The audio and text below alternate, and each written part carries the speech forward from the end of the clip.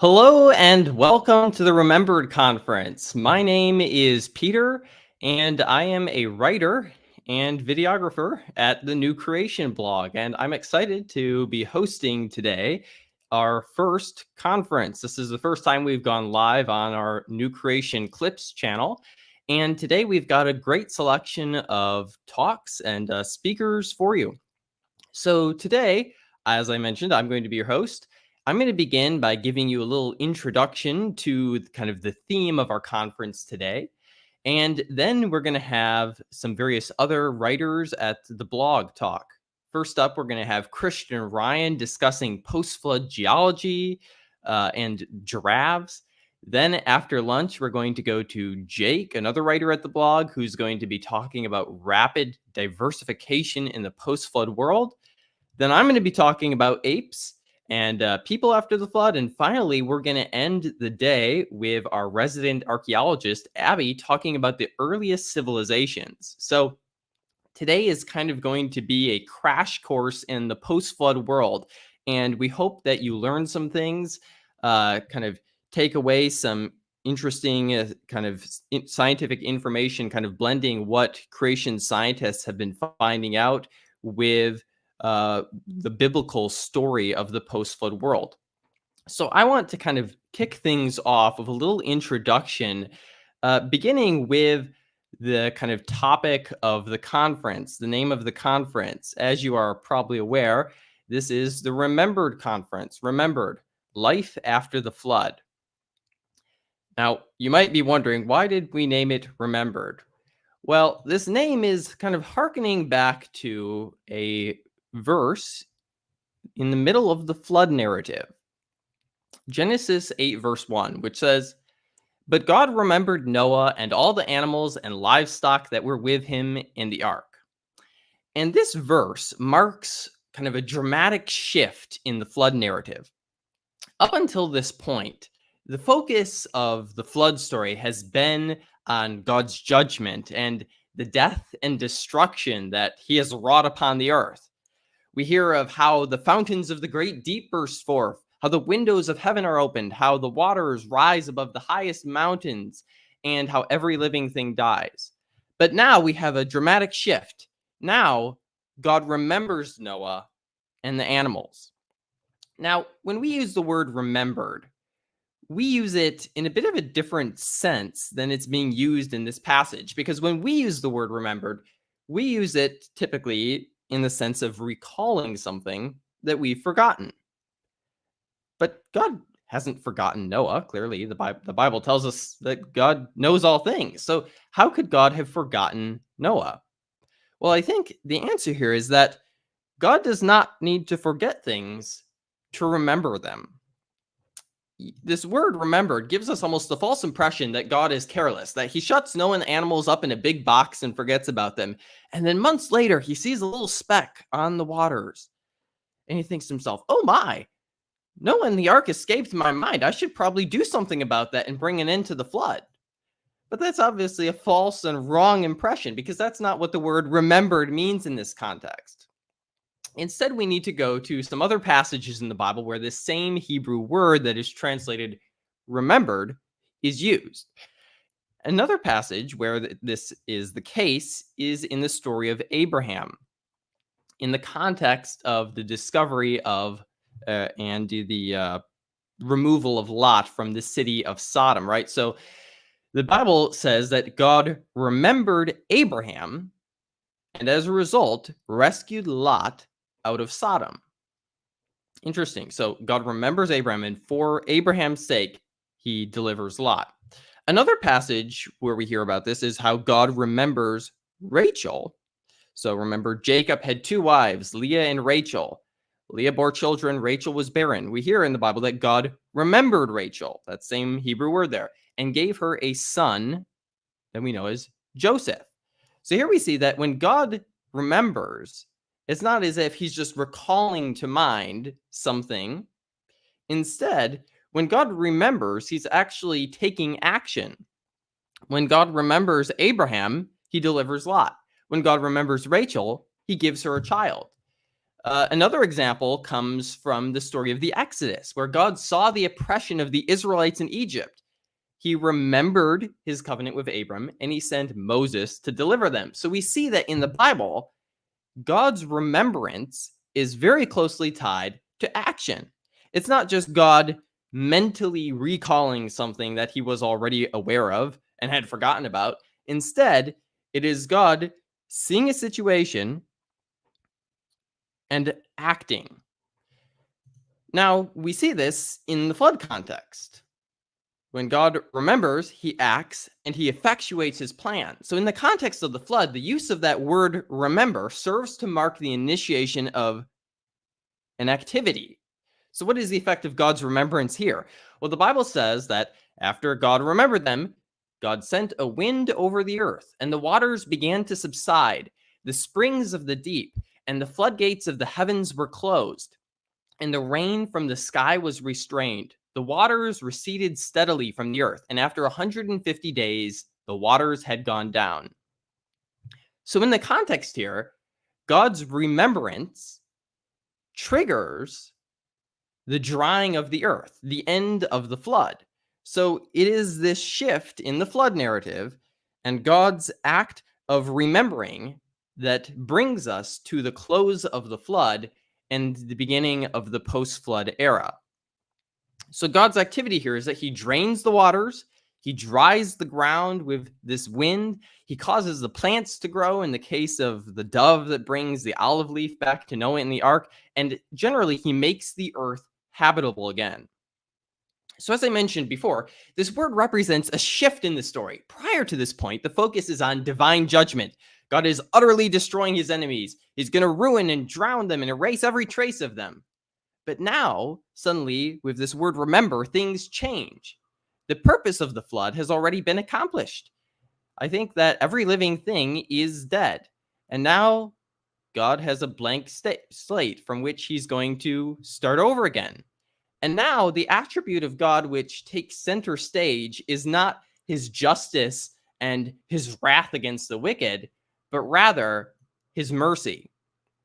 And I can't help but think here of Psalm 30, verse 5, which says, "For his anger is but for a moment, and his favor is for a lifetime." For a few months, God would flood the earth, and he would destroy and kill the wicked. But soon, his mercy would shine through again, and he would bring the flood to a close. So, the flood narrative illustrates this perfect relationship between God's mercy and justice. Yes, he's willing to destroy and punish his enemies, but he's also long-suffering, and he will give mankind another chance. So the flood story is a story of judgment, but it's also a story of mercy. God did not just immediately destroy the earth when man sinned. He sent Noah as a preacher of righteousness to the world. He provided a way of escape, and now he renews his promise. So God remembered his people, and now he renews his promise to them.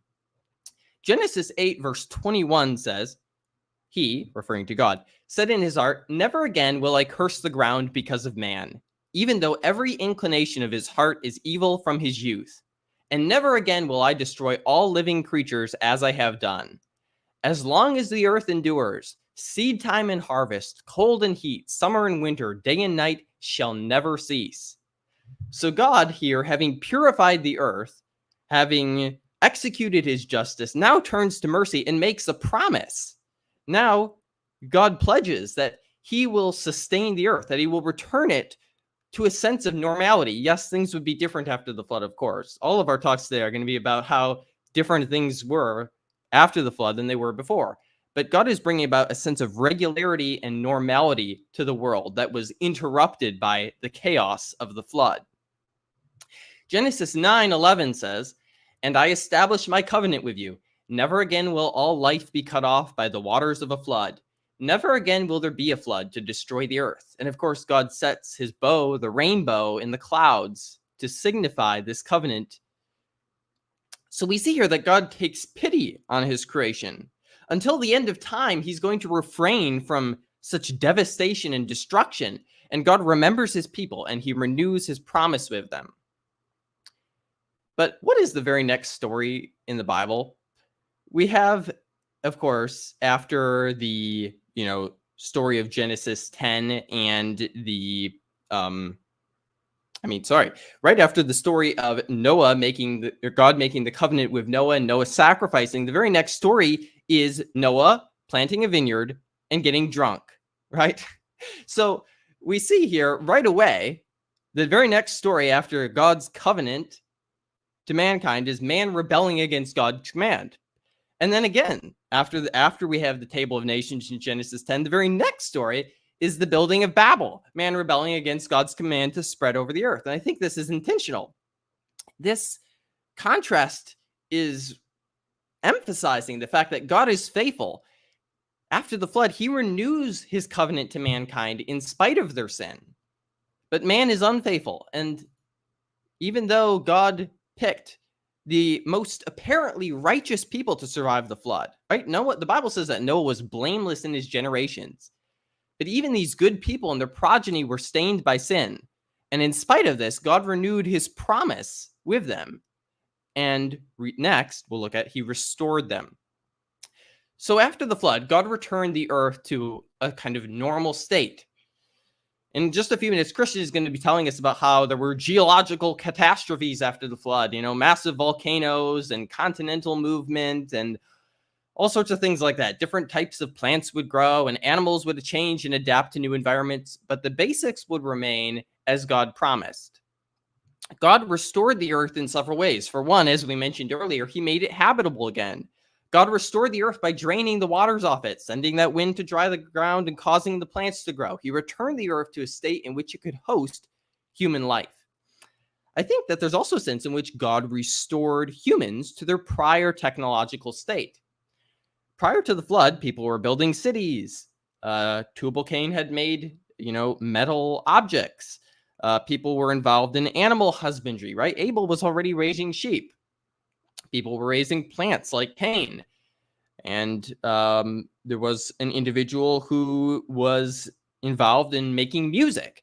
And so for a period after the flood, these sorts of technologies were lost, but very quickly they were regained again. And so God restored humans back to this cultural state.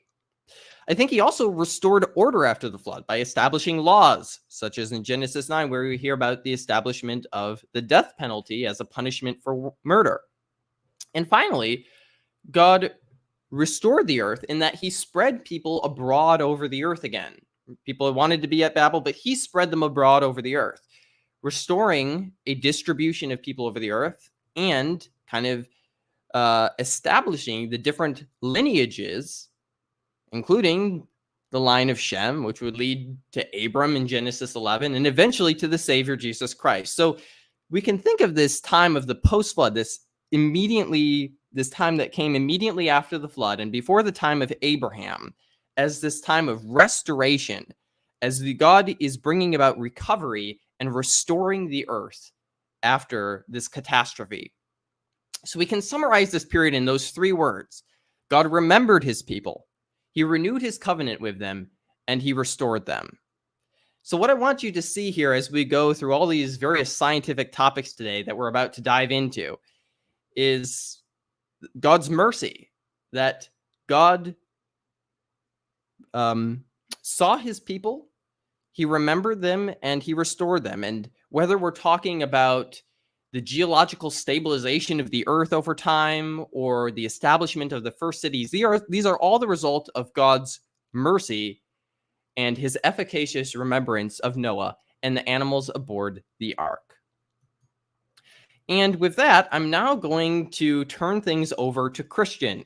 So Christian is a writer for the New Creation blog. He is also a geology student and has aspirations in paleontology. And his first talk today is going to be titled, In the Wake of Chaos, a Geological Perspective of the Post-Flood World. So I'm going to welcome him now. Hello, Christian. Thank you so much for joining us. I will step to the background and you can get started. All right. Thank you very much, Peter. All right. As Peter just said, my name is Christian Ryan, and today I'm going to be talking a little bit about some of the geological processes that were happening after Noah and his family stepped off the ark. And I think this period of time after the flood is really interesting, and it doesn't really get a whole lot of discussion in young Earth creationist circles. We spend most of our time talking about the flood, which, makes sense. It does take up a good 4 chapters of the book of Genesis. So it makes sense that we would emphasize that. And then we tend to skip over to the calling of Abraham. And there are a few events described between the ending of the flood and the call of Abraham, but they're very brief. Things like the Tower of Babel and the dispersion of people groups. Other than that, this period of time really isn't talked about all that much in the text of Scripture. So we're missing several hundred years at least of events that were happening between the flood and Abraham's time. But to account for this gap in the scriptural record, we can turn to the geological record. We can use scripture as our starting point, giving us information on events that happened, like the flood, and then use that to piece together from the geological evidence what was happening on this planet as it was recovering from this worldwide catastrophic event. Oops, there we go. So before we get into exactly what was going on after the flood, I think it's important for us to kind of step back and put ourselves back into the flood and kind of realign our minds and really understand what processes were happening during the flood, because these will actually play a part in our discussions later on in this talk on what was going on afterward. And I think Genesis 7:11 sums it up pretty well. In the 600th year of Noah's life, in the 2nd month, on the 17th day of the month, on that day, all the fountains of the great deep burst forth, and the windows of heaven were opened. And you can read the rest of the flood narrative to get a better understanding of the flood in general. We can add up the timestamps that are provided and conclude that the flood lasted almost a year. Noah and his family and the animals were in the ark for almost a year. This wasn't just a 40-day, 40-night event with rain and water sloshing around. No.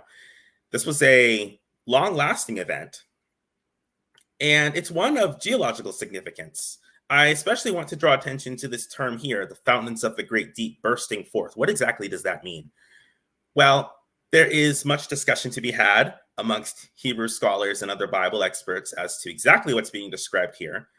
But at the very least, it seems to be talking about some type of deep sea crustal movements that are causing the waters of the pre-flood ocean to literally overflow onto the continents, completely submerging even the tallest mountains of that time. This was clearly an event unlike any experienced before or since. And I would argue the best evidence left behind by the flood, or at least the most obvious evidence, is the fossil-bearing sedimentary record we find around the world. All over the planet, we find thick deposits of sedimentary rock layers that appear to have been laid down by water. They are filled with marine fossils, which would suggest that these are marine waters that were launched onto the continents, flooding them, which is exactly what we would expect to see from Noah's flood, since this was a worldwide event. And we can look for evidence within these layers of geological processes to better understand what's going on during the flood. For example, we find evidence for tropical storm conditions. We find evidence for earthquakes, for volcanic eruptions and tsunamis. We even find evidence for massive meteorite impacts. All of these things were happening during the flood. Again, this is more than merely just water being sloshed around over the face of the earth for a whole year. This is a worldwide catastrophic event with geological significance. Taking all of that into consideration, we have to pause and wonder, how long would it take the Earth to recover from such a worldwide cataclysm? Well, I think we can get some idea based on some more recent natural disasters and seeing how long it takes for their aftermath to finish its course. I especially want to turn our attention to earthquakes.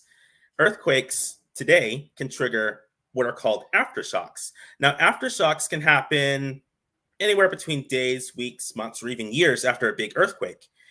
And these aftershocks themselves are earthquakes, to be clear, but they are of lower magnitude than the big earthquake that would have initiated this sequence of events.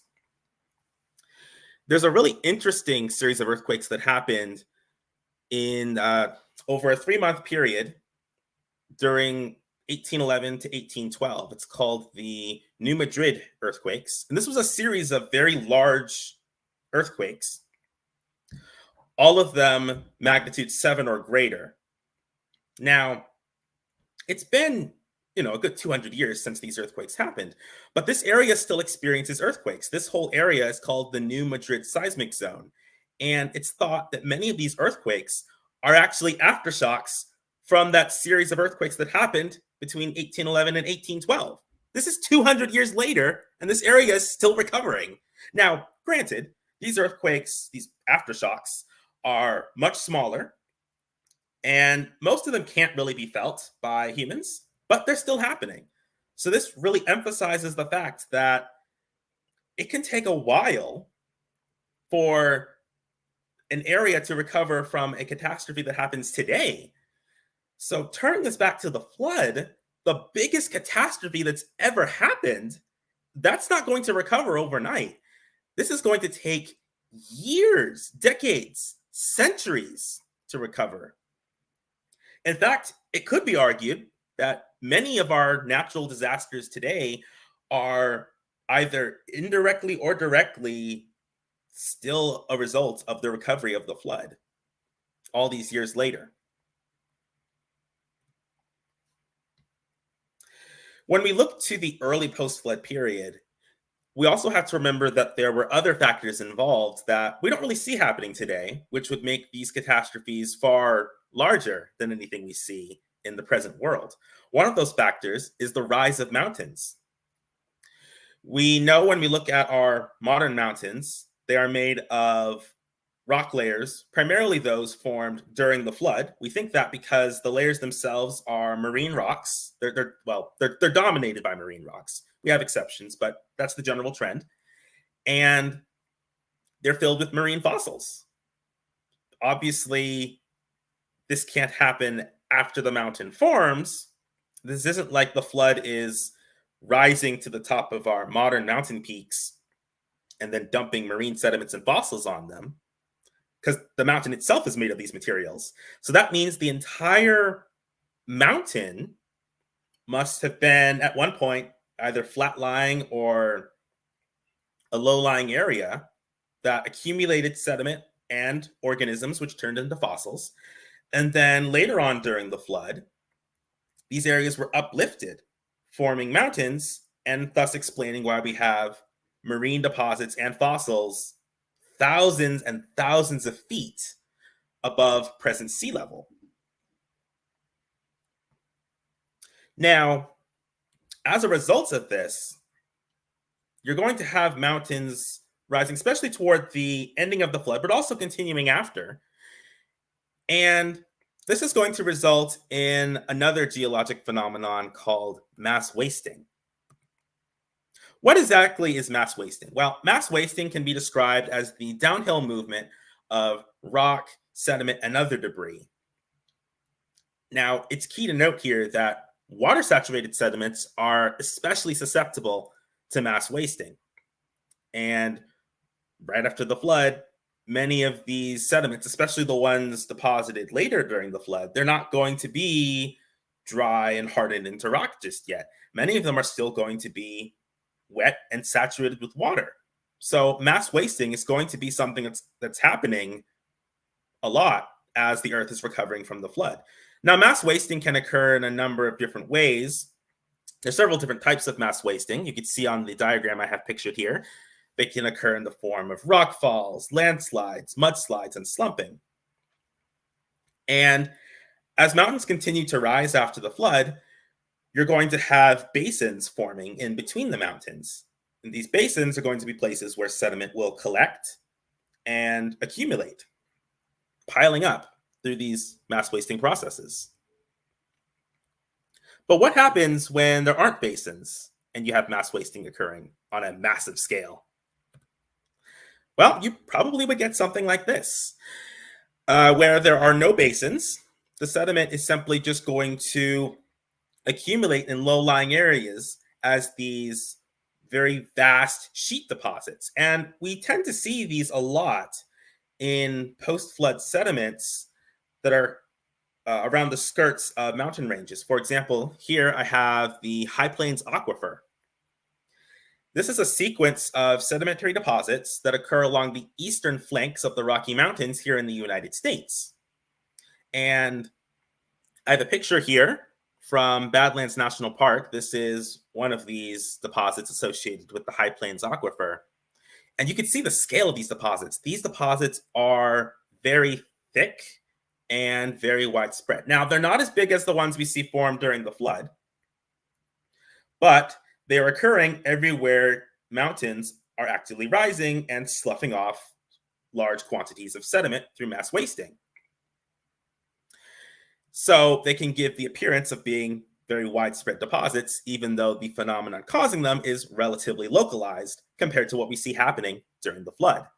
Now, these sediments are absolutely full of fossil organisms, plants and animals. If you spend any amount of time at all walking around in, for example, Badlands National Park, where this photo was taken in South Dakota, you are bound to find fossils. Now, this is a national park, so please don't pick them up, but you're more than welcome to go to Badlands National Park and find some fossils. Just don't touch them. And these fossils are of animals and plants that were, many of them at least, were caught up in these natural disasters, buried and preserved. The Mississippi River embayment is probably another example of post-flood mass wasting. Now, the history of this region is really interesting from a geologic perspective. The Mississippi River embayment extends from the Gulf of Mexico into southern Illinois, as you can see from this diagram here. And it's thought that this area originally sat above an upwelling body of magma. Magma is molten rock. When it appears on the Earth's surface, we call it lava, but in this case, it never did breach the Earth's surface, so we call it magma.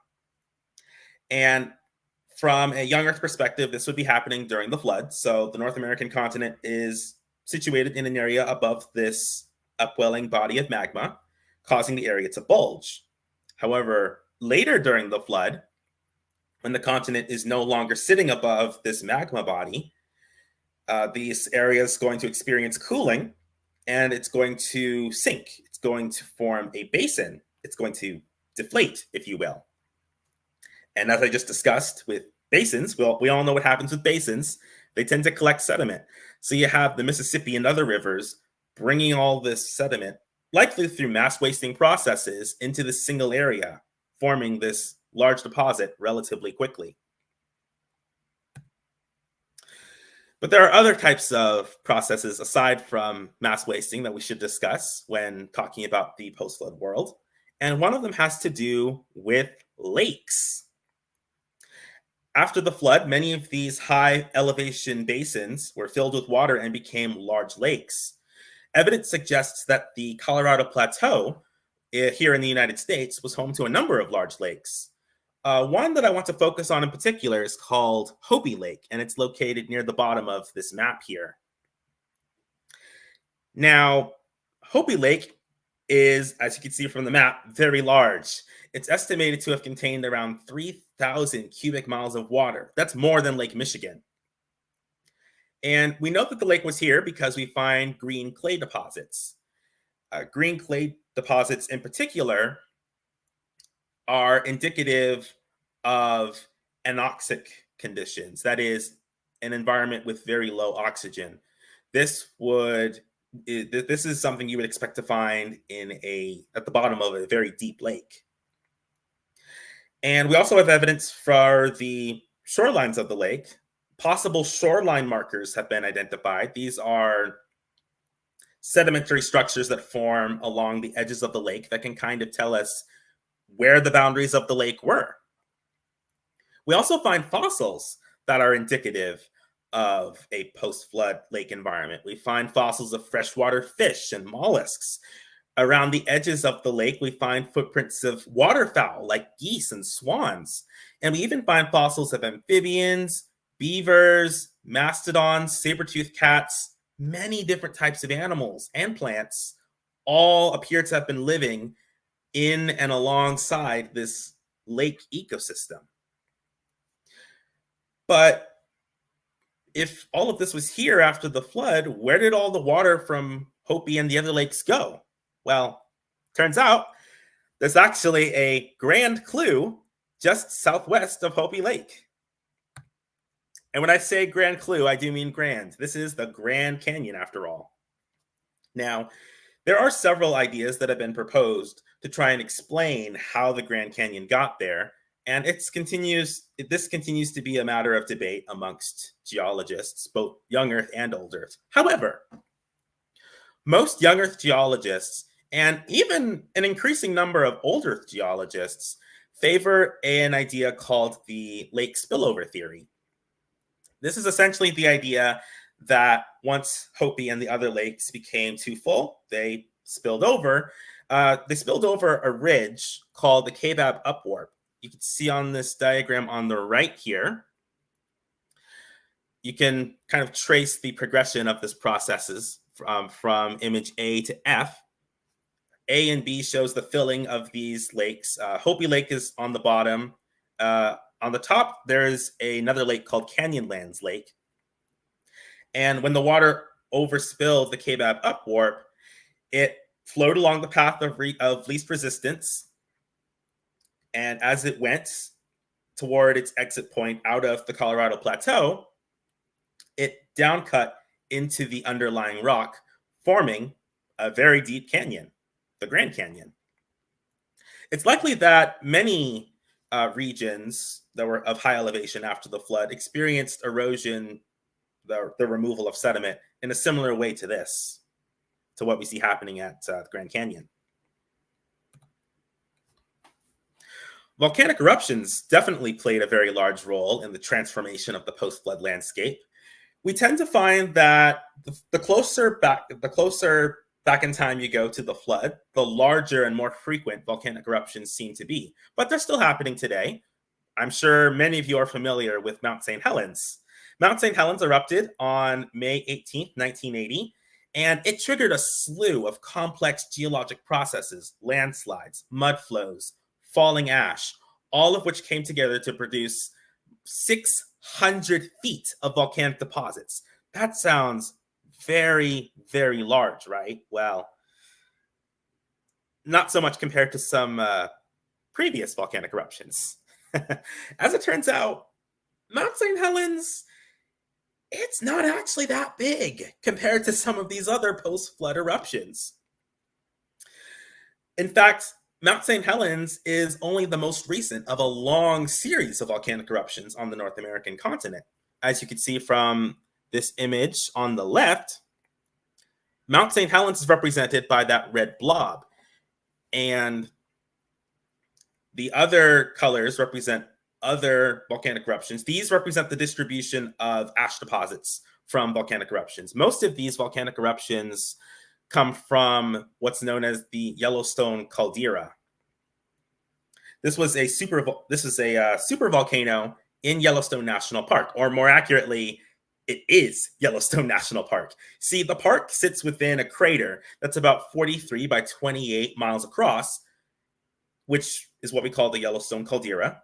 And you can kind of think of it as a deflated volcano, right? So After its rich volcanic history of eruptions, this area sank, forming a large crater, and now it's a national park full of wildlife and tourists. Something to think about next time you go to Yellowstone. And as can be seen here, the amount of ash produced by this volcano also decreased over time. The Yellowstone supervolcano is the largest volcano known on the North American continent, and some of the eruptions from this volcano produced ash deposits as far away as Texas. That should give you some idea of just how massive these post-flood eruptions were. However, as time went on, the volcanic eruptions became less frequent and smaller in size and magnitude, which I'm sure many of us living in this part of the world are very happy about. But all of this volcanic activity, both during and after the flood, had very long-lasting implications, not only for life living around these volcanoes, but also the atmosphere and the environment. In fact, these volcanic eruptions influence the environment themselves. Right quick here, I want to take a quick trip back to the flood. And I want to point out that during the flood, there was a lot of undersea volcanic activity, which left the early post-flood oceans much warmer than they are today. This produced a lot of evaporation and therefore a lot of precipitation, which made the early post-flood world a very warm and wet place. However, as volcanic eruptions like the ones we just discussed continue to happen after the flood, they eventually filled the atmosphere with large amounts of volcanic ash and dust and other debris that started to block out the sun. Since the Earth's not getting all of the heat, light, and warmth that it was getting prior to this, it made the continents a lot cooler and drier. Precipitation in some regions of the world switched from rainfall to snowfall, especially in the high latitudes and mountain regions. And this snow, as it accumulated, turned to ice, which turned into glaciers that we call ice sheets. This is when the Ice Age comes into play. Now, today, you really only find ice sheets in a few places around the world: Antarctica, Greenland, and a few remote mountain regions. But after the flood, we actually have evidence that the ice sheets surged across large areas of the planet. In fact, we estimate that around 1/3 of our planet's land surface was covered in ice. Much of North America, Europe, and even Northern Asia were covered in ice sheets. And as a consequence, since a lot of the Earth's water was locked up in these ice sheets, it actually lowered sea levels. So many places that are underwater today were actually above sea level and provided places for animals, plants, and humans to live. Some of these places served as land bridges, allowing living things to cross from one landmass to another. For example, Beringia is a land bridge between Siberia and Alaska. But how do we really know this ice age happened anyway? Great question. Glad you asked. So when we look at glaciers today as they recede, they leave telltale evidence behind.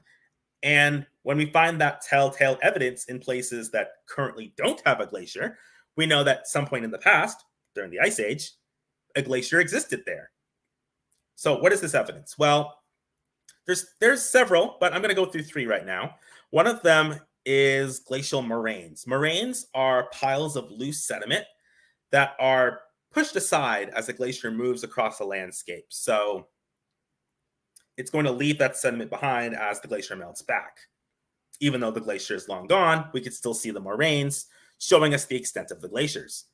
We also find glacial striations. These are scratches or etches left on a planed off surface of rock. And it was formed as the glacier moved. It picked up things like pebbles, boulders, and other rocks and debris. And all of that debris scratched the rock surface. This particular picture of glacial striations I took actually in Maine. So we know that the glaciers were much farther south than they are today. I also took the photo of this erratic boulder on the right. These are, speaking of debris that glaciers can move, they can also move giant boulders like this. If you look at the bottom left part of that photo, you see that little brown thing there? That's a bench. So that really gives you an idea of the immense scale of this erratic boulder. This thing is the size of a house, and it was put in place by a glacier. And this rock clearly, it doesn't match any of the surrounding rocks. So this enormous boulder, it's called Daggett Rock, by the way, was moved into place many miles from its place of origin, which is incredible to think about. It's incredible to think about the power that moving ice can have. It also continued to shape our post-flood landscape as the glaciers were moving across it. For example, we have mountains and valleys that were carved by ice as it moved through the area. As you can see in the image on the top right, we also have places where the ice sheets formed dams where they would block off large lakes of water. And when the ice dam started to melt, the water would burst through, carving and cutting canyons and valleys into the landscape, like we could see in the channeled scablands on this image in the middle here. And not all glacial processes were in the mountains or as catastrophic as in the channeled scablands areas. Sometimes it was more of a gradual phenomenon in the lowlands. For example, the Great Lakes are the results of glacial movements. As the glacier moved forward and pulled back, melted away at the end of the Ice Age, it left behind a basin which filled with water, or several basins in this case, which filled with water and became lakes. And that's how our Great Lakes were formed.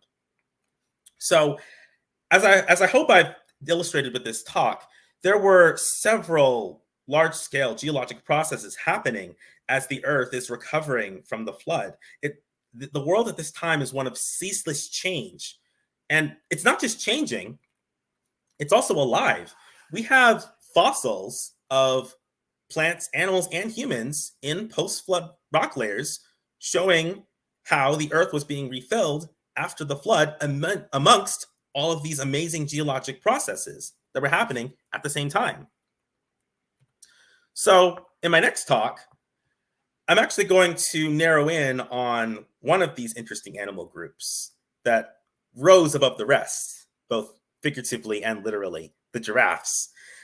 Giraffes actually have a very interesting history and a very interesting story to tell that I think will really help us understand how God prepared life to recolonize the Earth after the world-destroying events of Noah's flood.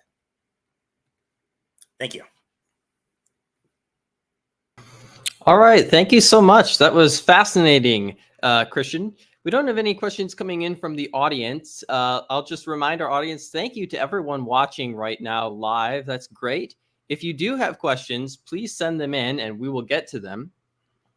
Can you kind of just very briefly describe for us, Christian, what life might have been like for the people and animals who kind of got off the ark? You mentioned all of these gigantic geologic catastrophes. How did these animals survive in such a catastrophic context? And, you know, is this why we have such a good fossil record of post-flood life compared to, you know, the modern world where we don't really see fossils forming that much? Yeah, I think it definitely would have been interesting for life right after the flood, given all of the catastrophes that were going on. But I think it's important to emphasize that these catastrophes are more regional or localized in scale. And the closer we get to the present, the more localized that they become. So since they're not, you know, completely occurring at the same time all over the world, there are places where life can not be wiped out by these catastrophes. And then after a catastrophe is over in one location, life can recolonize that area. So in kind of a successive pattern, I guess, is how the post-flood geologic record was formed. And a lot of those geologic processes played a role in changing the landscape and also burying plants and animals, turning them into fossils. And I think the frequency of these catastrophes also played a role in the level of preservation that we get in post-flood deposits too, because obviously fossilization is a very, very rare process today, but it was more common in the past because we had more of these catastrophes in the past. Mm-hmm. And then I kind of had a question about the glaciers. So some of our audience, many creationists are kind of aware that we're now kind of agreeing with this idea of an ice age, but there are some creationists who aren't quite so sure of this idea of an ice age yet. And they're familiar with how, as creationists, we don't accept some of the ice ages that evolutionists have proposed, right? So there's some ice ages that supposedly happened very on in Earth history that creationists deny. So can you talk a little bit about the different kind of evidence that we find for those supposed ice ages and what makes them different from the ice age that you agree with?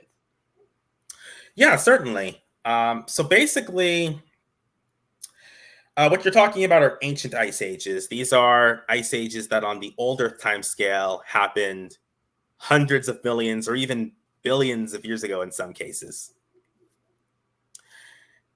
And the evidence for them is a little bit less so than what we have for a recent ice age.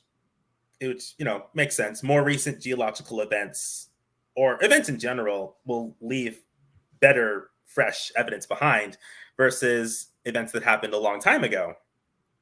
Because some of the evidence has been removed or just, didn't survive to the present. For a lot of these ancient ice age deposits or alleged ice age deposits, they seem to be more consistent with sedimentary processes like debris flows, for example. And we can tell that based on, differences in, the characteristics of each deposit.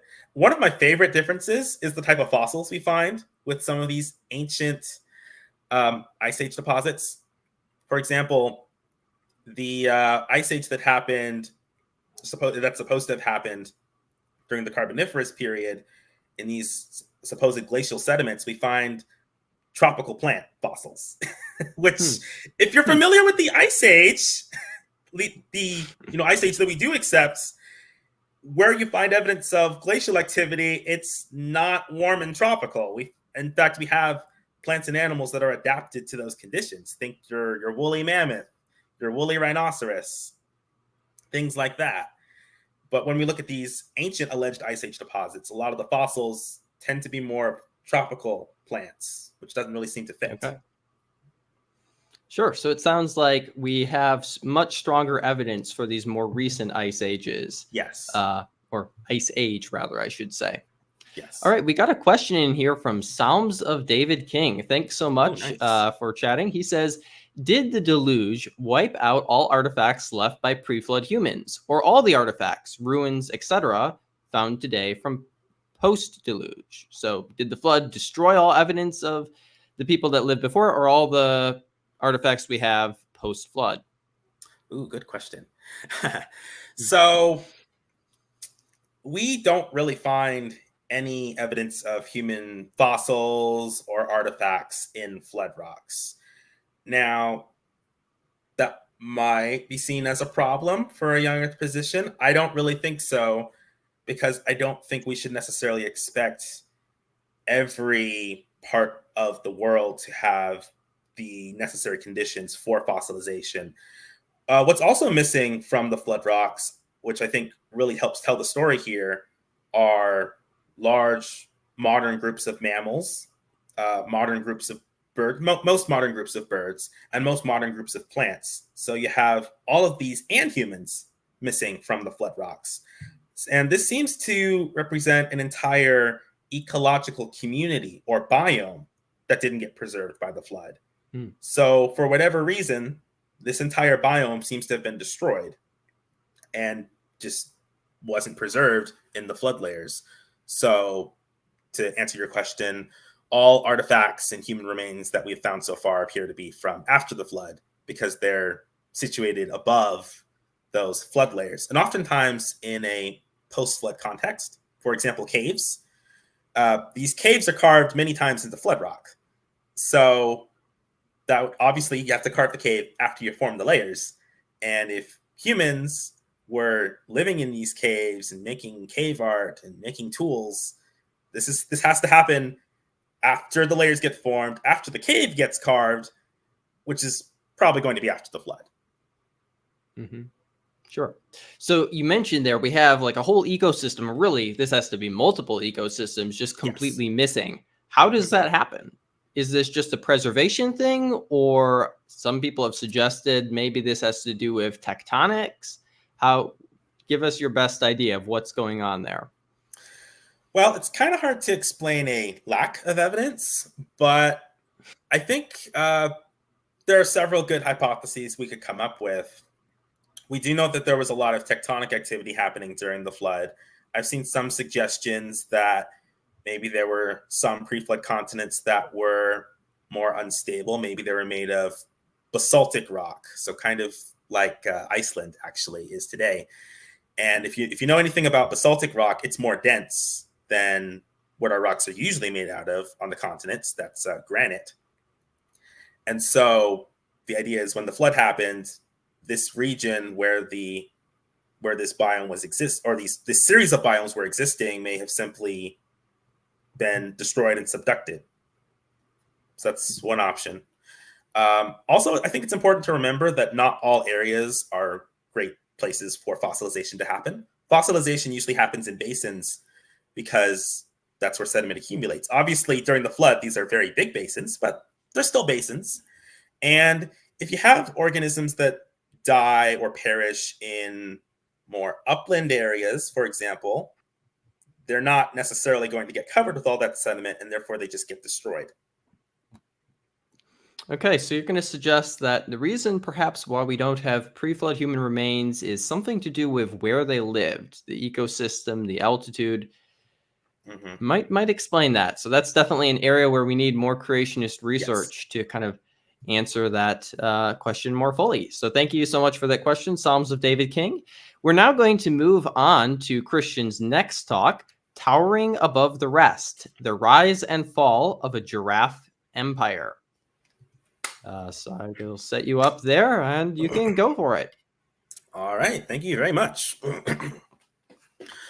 All right. So continuing on from our last talk, we're going to switch from the non-living geological world to the world of biology, or I guess more accurately, paleontology, since they're currently not alive, at least most of the animals that we're going to talk about in this talk. And as I emphasized in my last talk, the post-flood world wasn't just changing, it was alive with organisms that were adapting alongside a lot of the geologic processes and environmental changes that were going on at the same time. And while there are many animal groups I could focus on, I'm actually going to focus on one in particular that Peter and I have had some experience with, giraffes. Giraffes are always the highlight of any safari or visit to the zoo, and they're very unassuming animals. But what you might not know about them is that they have a very rich and diverse family history, an empire, if you will, that I think can teach us a lot about how animals adapted to the changing world after the flood. Now, speaking very, very broadly, the fossil record is dominated by thick packages of marine sedimentary layers and fossils full of sea creatures. Since these deposits occur on the continents, that would imply that they were formed at a time sea levels were much, much higher than they are today, which is exactly what we would expect to find in evidence left behind by the flood as described in the book of Genesis. But we see a change as we look in the most recent portions of the fossil record toward, the surface. And what we find is the distribution of animal and plant fossils tends to match kind of what we see today with our modern continents. On the continents, we have terrestrial or land-derived fossils and sedimentary deposits, and we don't really find marine influence except for along the edges of the continents. So that would imply whatever's going on here, the distribution of land and sea is kind of similar to what we see happening today. Few exceptions, again, but that's the general trend. And so these layers that formed near the top of the fossil record, specifically I'm talking about, as you can see from the diagram on my right here, we have the Paleogene, Neogene, and Quaternary layers of the fossil record. And these seem to reflect what we see happening as the fossil record is forming after the flood. And because it's forming after the flood, these are preserving snapshots of life's recovery from the worldwide flood. And this can give us kind of an idea of what was going on during that time from a biological perspective. Now, I did mention that this talk was going to be on giraffes. That's still technically true, but more specifically, I'm talking about an entire superfamily of animals called Giraffoidea. Giraffoidea is a superfamily of hoofed mammals, and they have a number of characteristics that help them stand out from other hoofed mammals, one of which is ossicones. Those little knobby things on the tops of their heads, those are not horns, despite what you might have thought. They're called ossicones. And the difference between ossicones and horns is ossicones are primarily made out of cartilage, whereas horns are usually made out of bone. Sometimes, if you're looking at animals like rhinos, they're made out of a material called keratin, which is the same stuff in your fingernails and hair. But ossicones are made out of cartilage. And there are only two types of giraffoids alive today: your long-necked giraffes and your okapis, both of which live in sub-Saharan Africa. Giraffes live on the open savannas, and okapis tend to live in the tropical rainforests of Central Africa. But what you might not know about giraffoids is that despite our limited varieties today, these animals used to be very, very diverse. And we know that from the fossil record. Fossil giraffoids come in a wide variety of shapes and sizes. Even their ossicones came in different shapes and sizes, which is really fascinating to think about. So far, dozens of species of giraffoids have been identified in the fossil record, and they weren't just restricted to sub-Saharan Africa. We find them all across Northern Africa, Europe, and even into Asia. So these animals were very widespread. And I'd like to show you a few examples that are my favorites from this group. Right here we have Civatherium. And fossils of this animal are known throughout Africa and Eurasia. And it takes the giraffe ossicones to the extreme. This animal had ossicones that were kind of shaped like moose antlers. They didn't fall off every year like moose antlers, but they were kind of that same shape. And Civatherium is also known for being one of the largest hoofed mammals of all time. So definitely, probably not an animal you'd want to mess with. Just let it be. On the completely opposite end of the spectrum, we have Canthumeryx. This guy's found as fossils in East Africa and Saudi Arabia. Probably lived in between those two areas as well, because otherwise that distribution wouldn't make a whole lot of sense. And it's almost the exact opposite of Civatherium. It's small, more of a almost deer-like looking creature, at least in appearance. It didn't have these broad branching ossicones, and it probably ate leaves from small or medium-sized bushes, so a very different animal, but it's in the same superfamily. Discocheryx is especially interesting, and one giraffoid type that we didn't even know existed until 2022. So this is a very recent discovery. Fossils of this animal were found in China, and it has a very thick skull and a stumpy neck.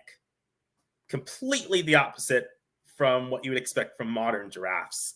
And scientists think that Discocheryx used its thick skull to headbutt other males for mates, kind of similar to what we see happening with American bison or bighorn sheep today.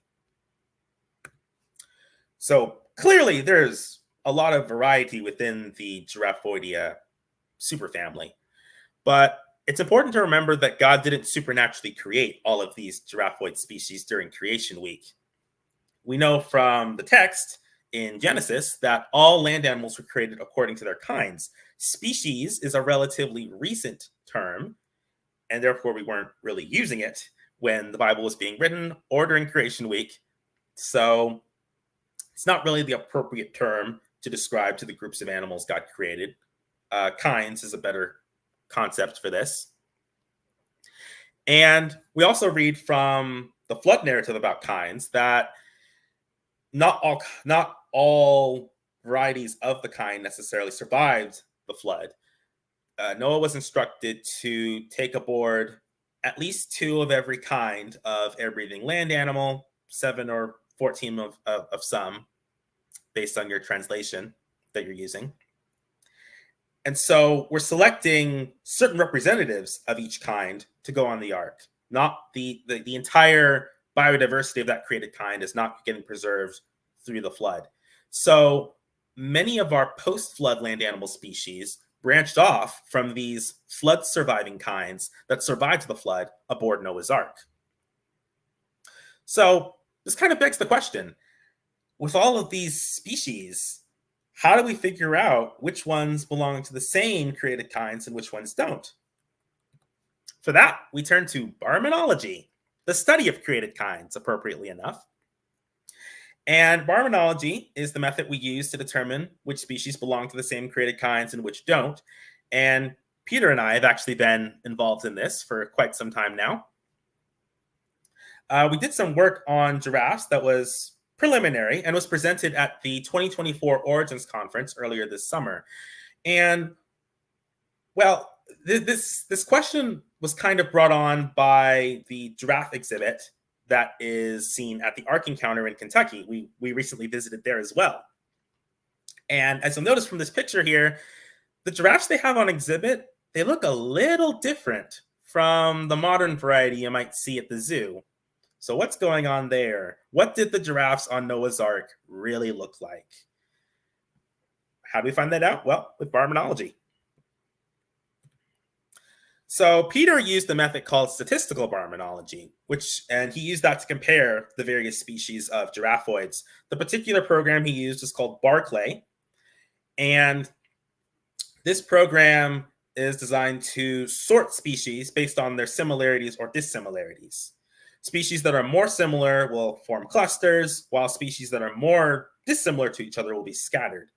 So from our results, as you can see here, it suggests that long-necked giraffes are not their own created kind, but rather are part of a much larger created kind that includes all other species of giraffoids.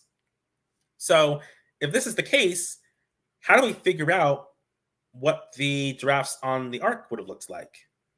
How do we pick from all of these different species which one best reflects the ones on Noah's Ark? Well, this is where I come in. So my contribution to this research project that we did was to determine what the earliest giraffoids in the fossil record look like and the overall pattern that they show up in the fossil record. Because remember, the post-flood rock layers, the Paleogene, Neogene, and Quaternary layers of the fossil record, they preserve snapshots of life's recovery after the flood. So we can use that to kind of get a better understanding of how these varieties within these created kinds came about after the flood. And it follows from that logic that the closer back in time you go to the flood, the more likely those fossil representatives are going to resemble what might have been on the Ark. And as it happens, the long-necked giraffes that we're all familiar with today, they don't actually appear until very late in the post-flood fossil record. The earliest giraffoids are short-necked, almost okapi-like animals. I mentioned Canthomyrix earlier. Paleotragus and Giraffocyrix are other examples. These are very different from modern giraffes, but they seem to be more reflective of what's representing the giraffoid created kind right after the flood. So, thinking back to all of those pictures and cartoons and films you've seen of giraffes with their long necks on the Ark, based on our study, is this accurate? No, probably not. Again, long-necked giraffes don't show up until well into the post-flood era. So putting long-necked giraffes on Noah's Ark makes about as much sense as putting poodles on Noah's Ark. Poodles are, a relatively recent breed of dog. They weren't around in Noah's day, so he wouldn't have had them on the Ark. Same thing with long-necked giraffes. They probably would not have been on the Ark either. The Ark encounter portrays a species of giraffoid called Chancytherium, and it probably is closer to what the giraffes on the Ark would have looked like. They might have been a little bit smaller than that, but overall, it's not a bad representative of what they might have looked like. But again, the earliest giraffoids we find in the post-flood fossil record are these smaller, short-necked animals, more like okapis than giraffes.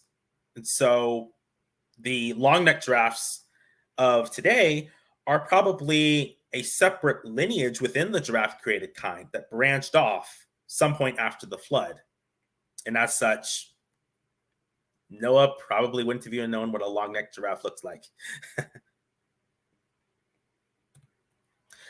So we've gone through several different varieties of giraffoids over the course of this talk so far. Why so much variety? Where's all that coming from? Well, to go back to my last talk, the post-flood world was undergoing a series of environmental changes as it settled down from the flood. Remember that the climate started off as really warm and wet from all of that extra precipitation that it was receiving from the extra warm oceans. This generated heavy forests over large swaths of the land surface. But as the climate cooled and we're starting to approach the ice age, those forests began to recede. They went into decline, and they were replaced by open woodlands and grasslands. And the animal kinds that are refilling the earth after the flood from the Ark, they needed to adapt to all of these environmental changes. Otherwise, they just wouldn't survive. And so in order to keep up with these changes, they had to diversify and fill the newly opened niches that presented themselves. And the giraffoids certainly did this.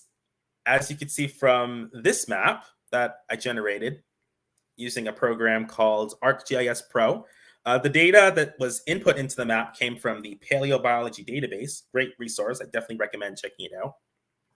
And essentially what we wanted to do with this map is show the distribution of giraffoids at this time in history. I mentioned before that they were very widespread over the old world, and I think this really illustrates that. These animals were spread across Africa, Europe, and much of Asia. This almost literally was an empire of giraffoids. And this spread and diversity of giraffoids, we think might be tied to the spread of a certain type of grassland called C4 grasslands that were also spreading at the time. We can't be 100% sure, but it is happening at the same time. So that would suggest that there is a correlation there.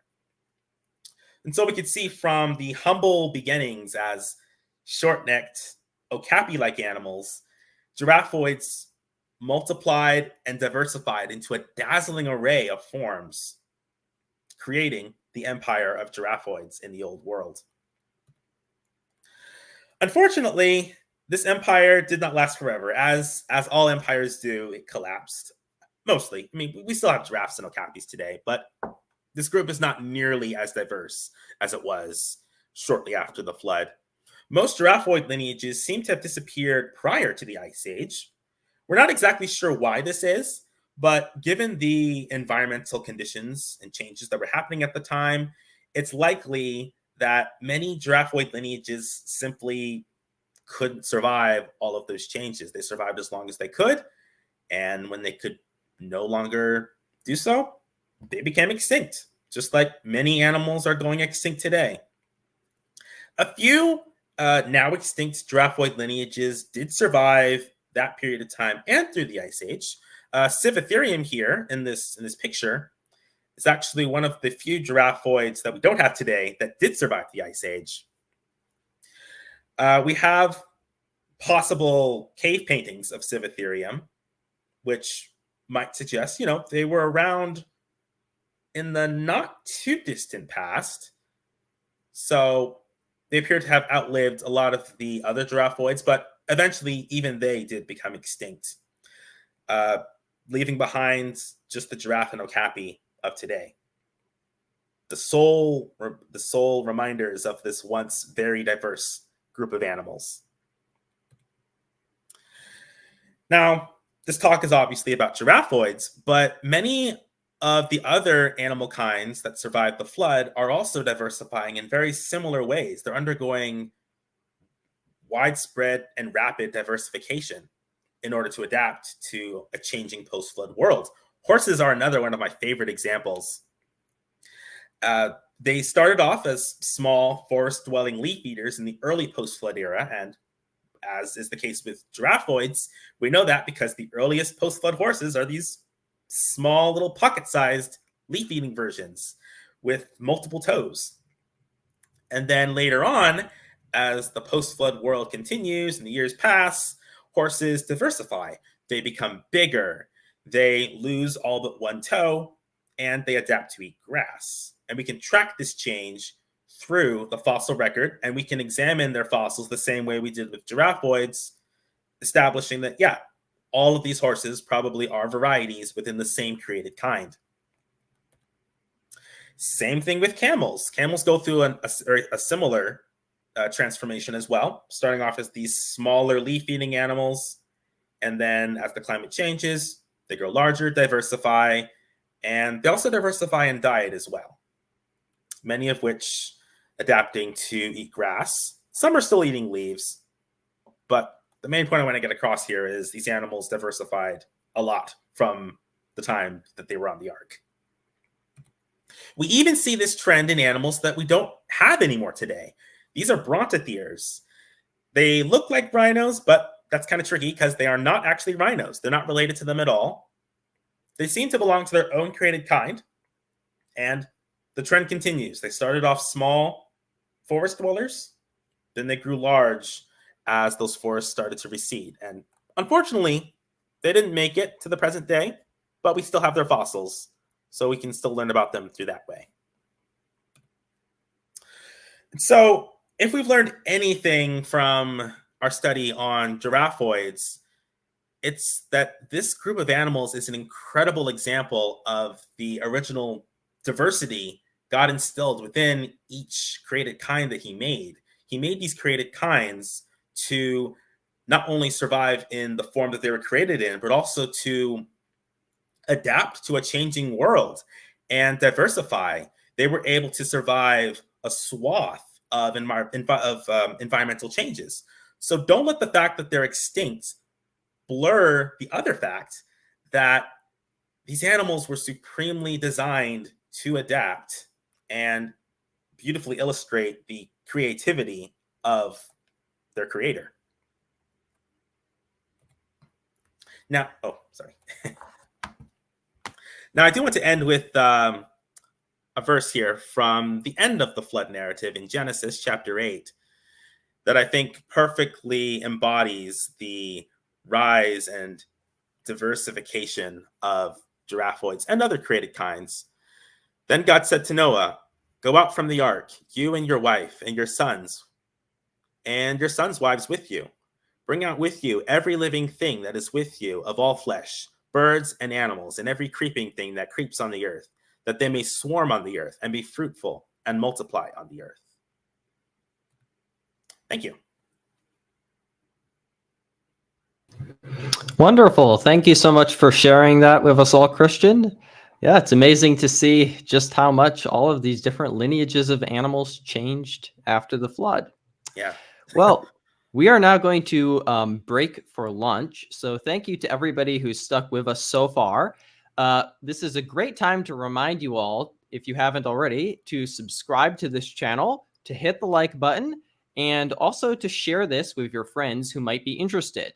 So we're going to take a short break for lunch, and we're going to be back at 1 p.m. Central Standard Time. When we return, Jake from the New Creation blog is going to be talking about rapid diversification. So he's kind of going to be telling us about how these different animal kinds can change so quickly. Because in the modern world, we generally, most of the time, see animals not changing very much or changing slowly. So how did all these animal kinds diversify after the flood? Well, you're going to have to join us this afternoon to find out. So I will see you all at 1 p.m. Goodbye.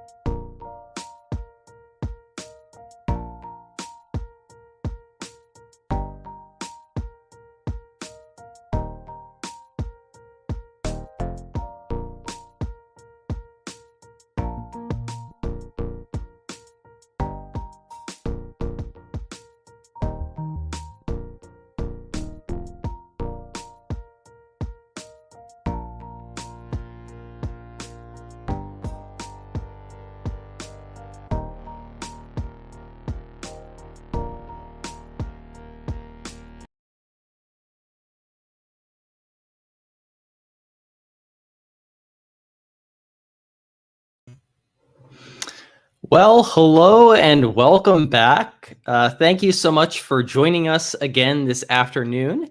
We're going to resume the Remembered Conference now.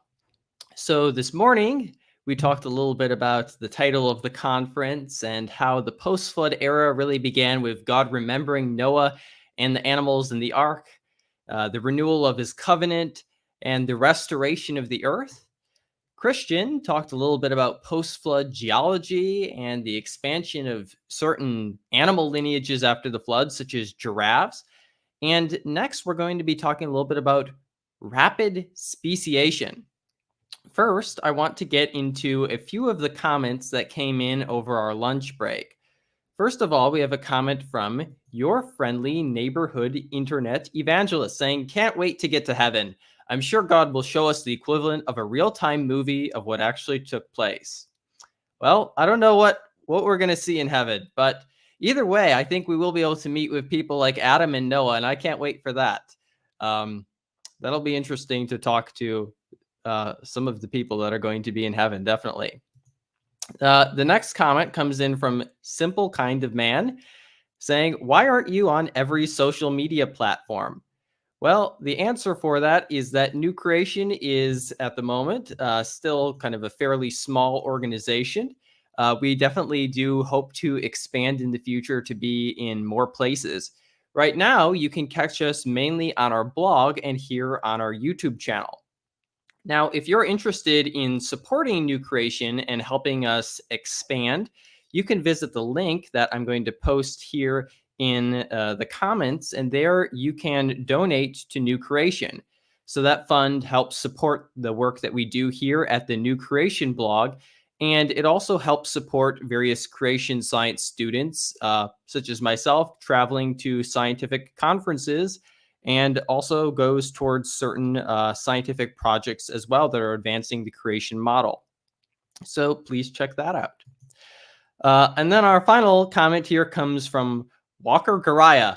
"Utter nonsense, typical of creationists. There was never any Noah's flood, so there never was any post-flood."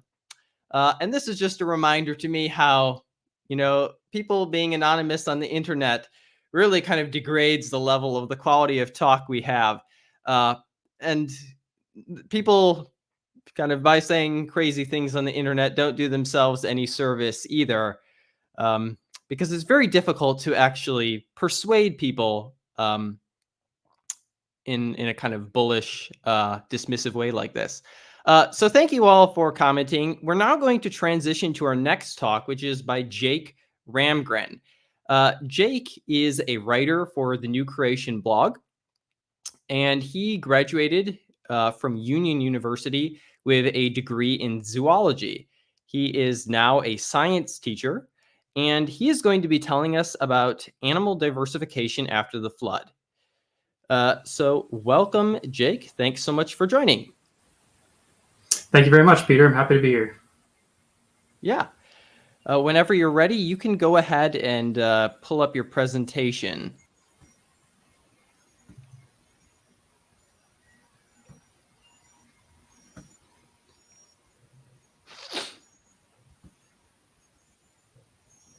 So if you go to the present button and then slides, you should see it as an option there, and you should be able to click on it and bring it up, and we can get started. Let me know if you have any issues. Now. Awesome. Great. So you can all think of your most random zoology questions, and we can do trivia with Jake after his talk. All right, there it is. And oh, I don't want me there. There we go. All right, and I'll head out, and you can begin. All right, thank you, Peter. All right, so as the title says, we're doing rapid speciation in a post-flood world. So it's speciation is essentially one species becoming more than one species. And specifically, I want to look at some secular literature and what they've talked about when it comes to speciation. So finding answers in secular literature is my subtitle. And I'm Jake Ramgren with New Creation blog, and excited to get into it. So let's go.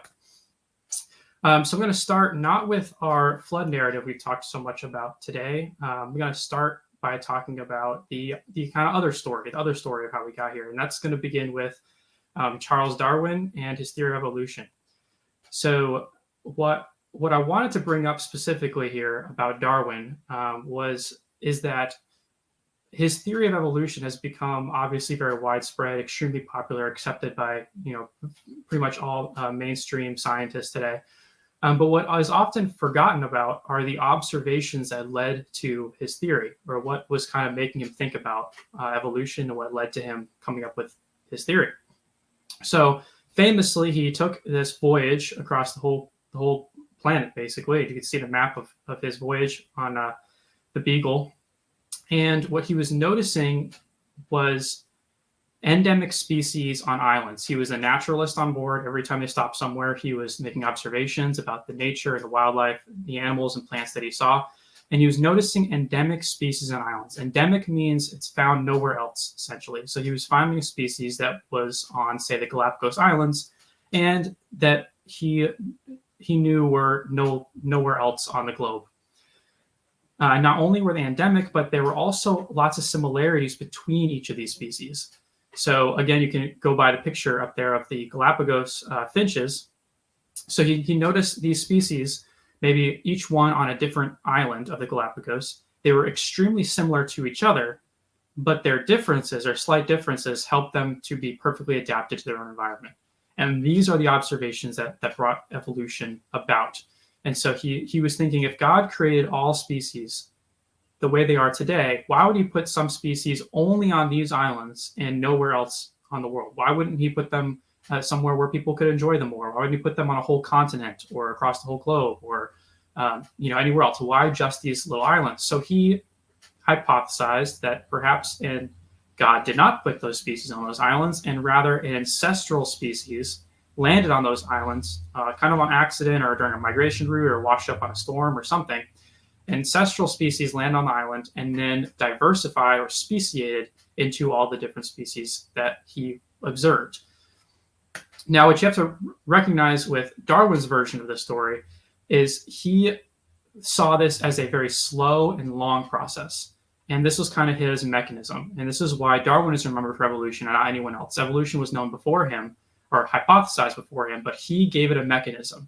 And his mechanism was essentially there was a competition for limited resources. And this competition caused the survival of some of the species, but not others. So there would be a random distribution of, say, physical traits. And some of these, let's stick with the finches. Some of the finches would be better adapted to their environment, and some of them would not be. And over a long period of time, the traits that were best suited for living in that environment would slowly build up in the population as individuals without those traits would die off. And eventually you get a new population that every single one of that population has a new trait that maybe wasn't very common before. And in this way, a new species is produced after this long, long process. It would take a long time for the population to inherit the trait and a long time for that population to diversify enough and to get enough new traits that made it a new species. So this is what he hypothesized. And this is what we became to known as, the process of natural selection. Now, over time, however, we see some discrepancies between what he predicted and what we observe in nature. So, and I'm broadening this out a little bit. So the conventional paradigm, you could say, of long processes made a lot of predictions. They predicted, say, in geology, that the layers you see were built up through slow sedimentation, that rivers cut through the sedimentation through really slow erosion, that species adapted and speciated very slowly. And I just picked a few things. There are probably more of them out there that I could have went with. But just for a few examples, all of these processes are supposed to be slow, according to the theory of evolution. But what we observe in nature is a lot of these processes happening rapidly. When we look at the rate at which they're occurring, they're a lot faster than they were predicted. Now, that doesn't mean everything's going to fit perfectly into the young Earth creation timeline, but it does go to show that the evolutionary story does not match perfectly with what we actually look at in nature. I'm going to show some examples, specifically focusing here on the rapid adaptation and the rapid speciation. And this comes out in the scientific literature in a very interesting way. This is not an insignificant finding. this is a broad discovery that processes in nature are actually happening much quicker than evolutionists previously thought. And it's showing up in the literature as a combination of two fields of study that were assumed to have been different all this time. So until recently, the study of evolution and the study of conservation or ecology, I'm kind of using those interchangeably. They're different things, but they're related. You have evolution and you have conservation, and they were assumed to be unrelated fields. And this is because conservation programs had to happen in years to decades timescale, maybe even century timescale, but never even close to reaching the millions of years timescale that evolution is operating under. So the degree of difference between evolutionary timescales and conservation timescales are so large that it was assumed that the two could not interact at all. Evolutionary processes were irrelevant to conservation because they just took so long to happen that conservationists wouldn't even notice them happening because it's so slow. But more recently, with the discovery of more rapid processes, you're seeing a lot of articles coming out in the last 20 years that evolution and conservation should be done together. You need both of them in order to work with conservation because the timescales are actually not so different. So here's the first, again, I'm looking at secular research here. Here's an article from Conservation Biology, volume 18. And this one is talking about, you can see it right there, rapid adaptation and conservation. So adaptation is an evolutionary term. It means a species is changing in order to fit and live and survive better in whatever environment it's in. So you have rapid adaptation as an evolutionary term and conservation. And this article says, this is a quote, recent work has demonstrated that adaptive evolution often occurs on contemporary time scales, which means years to decades, making it of particular relevance to conservation planning. Reports of rapid evolution span a variety of species, traits, and situations, suggesting that rapid adaptation is the norm rather than the exception. So contemporary adaptation, this article is saying, occurs in short time scales, even years to decades, rather than millions of years. And those, my little symbols, they didn't quite come out well here, but that's supposed to be conservation and evolution pointing towards each other. So they're both being thrown into the mix together. And the scientists are starting to notice this. And that article was 2004.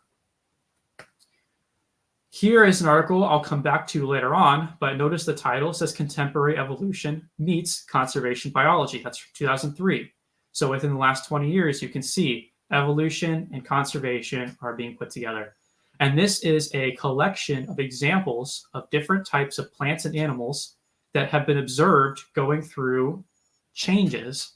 You can see the traits in the middle column, and then you can see the kind of the evolutionary agent, or you could say the force that's pushing them to change.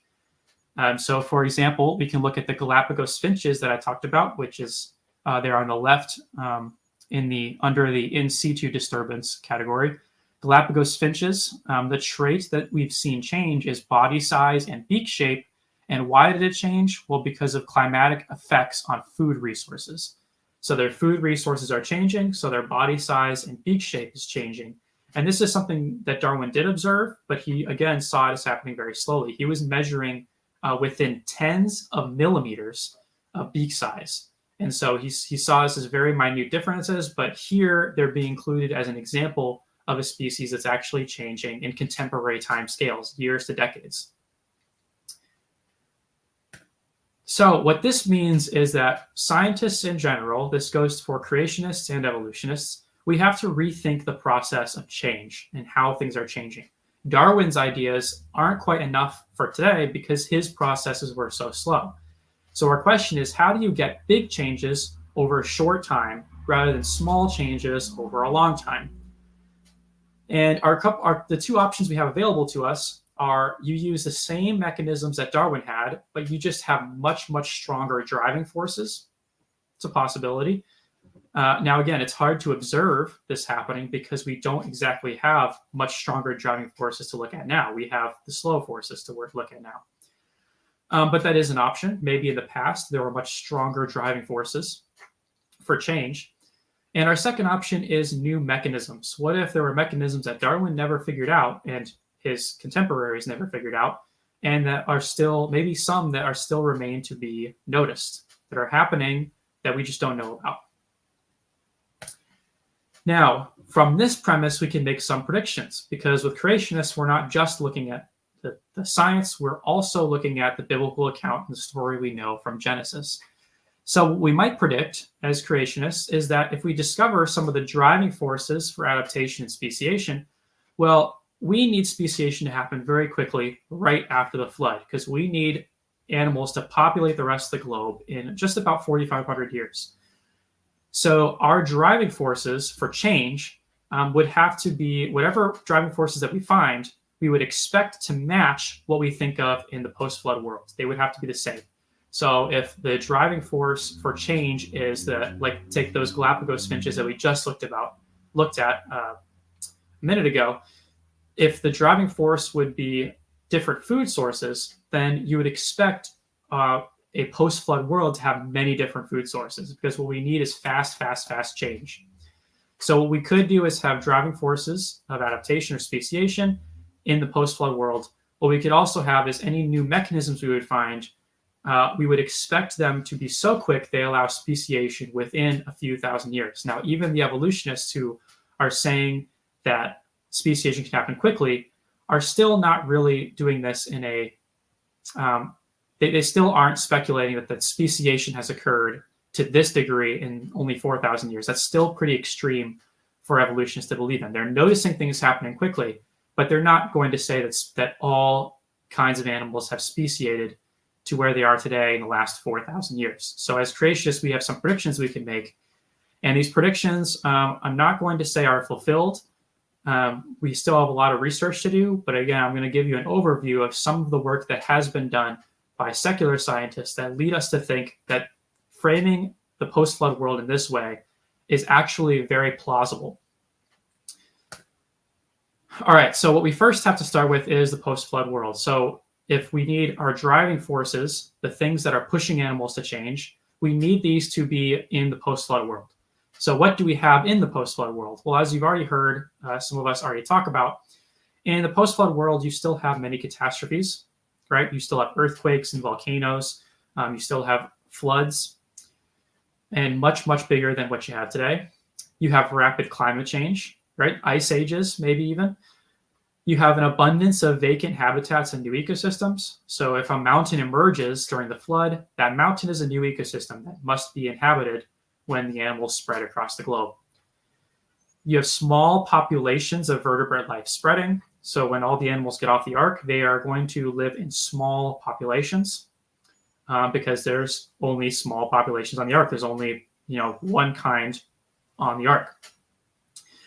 You also have high predation and extinction. So we do believe that there are a lot of extinction events happening right after the flood.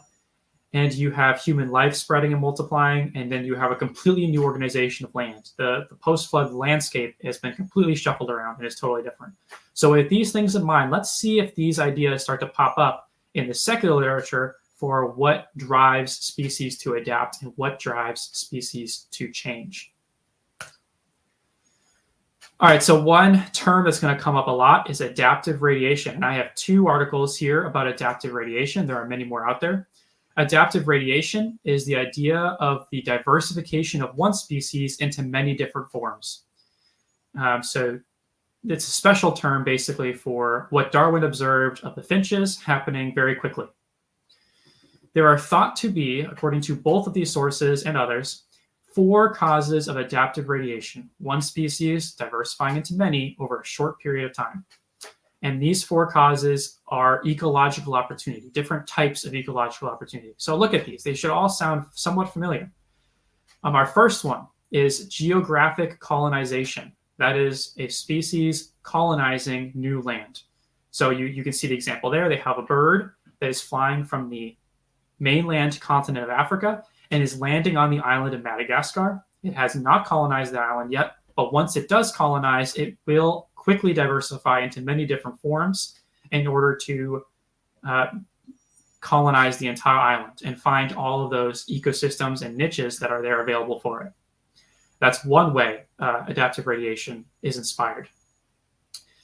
Our second example is big extinction events, right? In the conventional literature, a meteor is supposedly going to hit the globe right at the end of the Mesozoic epoch, the big era of time. It's going to wipe out the age of the reptiles, and then the Cenozoic era is going to take over. And that would be another example. So even conventional evolutionists are going to imagine a world in which a few animals are adapting and speciating extremely quickly across the entire globe because they believe that a lot of life got wiped out after the meteor. That sounds very similar to what creationists would say is happening right after the flood. And finally, you have the last two, appearance of new resources and key innovations. Let's look at new resources. So look at the example they give here. This is crazy. So they're showing us a plate tectonics example where a new mountain range forms because of plate tectonics. And when a new mountain range forms, you get a plant species that is going to adapt and speciate across the whole mountain range. And if you go up a mountain, you're going to see different plant species at the very top of the mountain than you are at the very bottom because plants diversify and speciate to cover different elevations, to cover different areas of sunlight and shade, to cover different climates. And so you have speciation happening there. So those first three examples, geographic colonization, extinction events, and appearance of new resources, are all not only in the post-flood world, but would be extremely enhanced in the post-flood world, because you're not just colonizing a land that has other species living in it. If you're getting off the ark, you're colonizing land that has nothing in it, no competition for resources. It is completely new land to colonize. And so there's going to be a little competition is going to grow over time because you have other animals there as well. But at the very beginning, you have completely new land to colonize. You have just had a massive extinction event where everything but what's on the ark has been wiped out. And a lot of dinosaurs after the flood and the post-flood world are going to get wiped out. And then you also have new resources appearing all over the place as a result of the flood. And then the fourth one, key innovations, is again thinking evolutionary. In evolutionary terms, when a new trait arises, it gives a species the ability to diversify again. And I'm not going to rule that out for creationists because you can see in short time scales new traits arising in species as well. So keep an eye on key innovations as well. It doesn't seem like something creationists would accept. It seems like evolutionary assumptions. But when we go further on, you might see some of that pop up as well. All right, so here's another article on adaptive radiation. It talks about niche availability. Look at what it says under the title. It says ecological opportunity plays a major role in species diversification and is the key for initiating adaptive radiation. And what are the causes? Well, in the abstract, it says origin of newly available resources, invasion of novel land masses, extinction of predators or competitors, and evolution of a key innovation. Now, those four were first presented in 1953. And so both of these articles are kind of deriving it from previous research. But the point still stands. Evolutionists are picking up on these four mechanisms, or not mechanisms, but driving forces for speciation. And these do exactly match what we expect to happen in a post-flood world. So let's look at some, yes. So in a post-flood climate, you're going to see those conditions for extreme radiation, and you're going to see it enhanced, turned all the way up to, it's going to be unimaginable, really. Like what we think of as speciation today, we would see it 100-fold right after the flood. And the science, it's hard to observe it happening this quickly because we don't live in the post-flood conditions now, but we do see some rapid speciation now, and we can only imagine what that means for a post-flood world where all these conditions are turned, are enhanced, turned up to infinity. So let's look at some present day examples. I do not have examples for you of all these, adaptive radiations happening because a lot of those driving forces are much more rare today. You don't see species colonizing new lands today because everything's been fairly colonized. You don't see massive extinction events happening in real time because, there aren't any real huge disasters happening right now. But what I can show you are examples of some areas of quick speciation that might hint at what it could have been like if all these driving forces were much stronger than they are today. So let's get into it. So first, I'm calling these case studies. These are examples of observational evolution happening in conventional time. So this one is from Biodiversity Review, and they're talking about invasive species. An invasive species is one that is not native to an area, but comes into that area, and it can kind of resemble the colonization of new land, like we just talked about. It resembles it, but there are animals and plants already living there. But an invasive species moving in is going to show some incredible adaptation in order to move in and adapt to the land that they want to live in. And these changes, according to Biodiversity Review, are occurring in less than 10 years. So they say, quote, "We review the recent literature and find that rapid evolutionary changes are common during invasions. These evolutionary changes include rapid adaptation of invaders to new environments, effects of hybridization and evolution in recipient communities. Strikingly, we document 38 species in which the specific potential have themselves undergone evolutionary change following introduction." And what traits are they looking at? Well, they're looking at growth rate, dispersal ability, generation time, and others. That means that species that are introduced into a new area, they can increase their growth rate so they grow up faster. They can increase their dispersal ability and increase their generation time. And this has been observed. If a species moves into a new area, and there aren't many of that species there, it will start having it will start reproducing earlier on in its life cycle. It will start growing longer. It'll have more reproduction cycles. So every year it's reproducing more because it wants to fill up that area with its own species. If there are more species around and there's more competition for resources, it will do that less. But if there's none of its species available, it will speed those things up. And that's actually why, for an example, coyotes, a lot of people think that coyotes, when they howl, it's to let other coyotes know their location. And so if a coyote lives somewhere and it doesn't hear howling around, it will reproduce more to kind of get more coyotes in that area.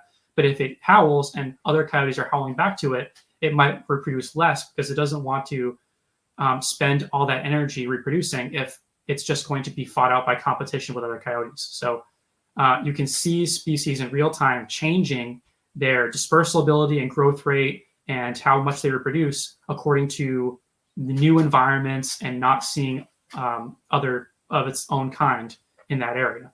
So there's a lot of leeway here for adaptation to happen. Okay, this one is crazy. So my next case study, I want to take us to cave salamanders and cave fish. So this is an example of species that are finding a new environment today. So these species find cave environments that other species kind of avoid. And I mean, these things are crazy looking. So, and this article is not going to say it happens in super short time frames. It's not going to say it happens in tens of years, but it does say it can happen in tens of thousands of years. And that's still a blink of an eye in evolutionary terms. Now, these cave salamanders, I mean, what do you notice from that picture right there? What you should notice is that this thing doesn't have eyes anymore. It lost its eyes. This does not camouflage. This does not. It doesn't blend in with its surroundings. None of that. It has lost pigmentation in its skin. It has changed dramatically to fit with this cave ecosystem.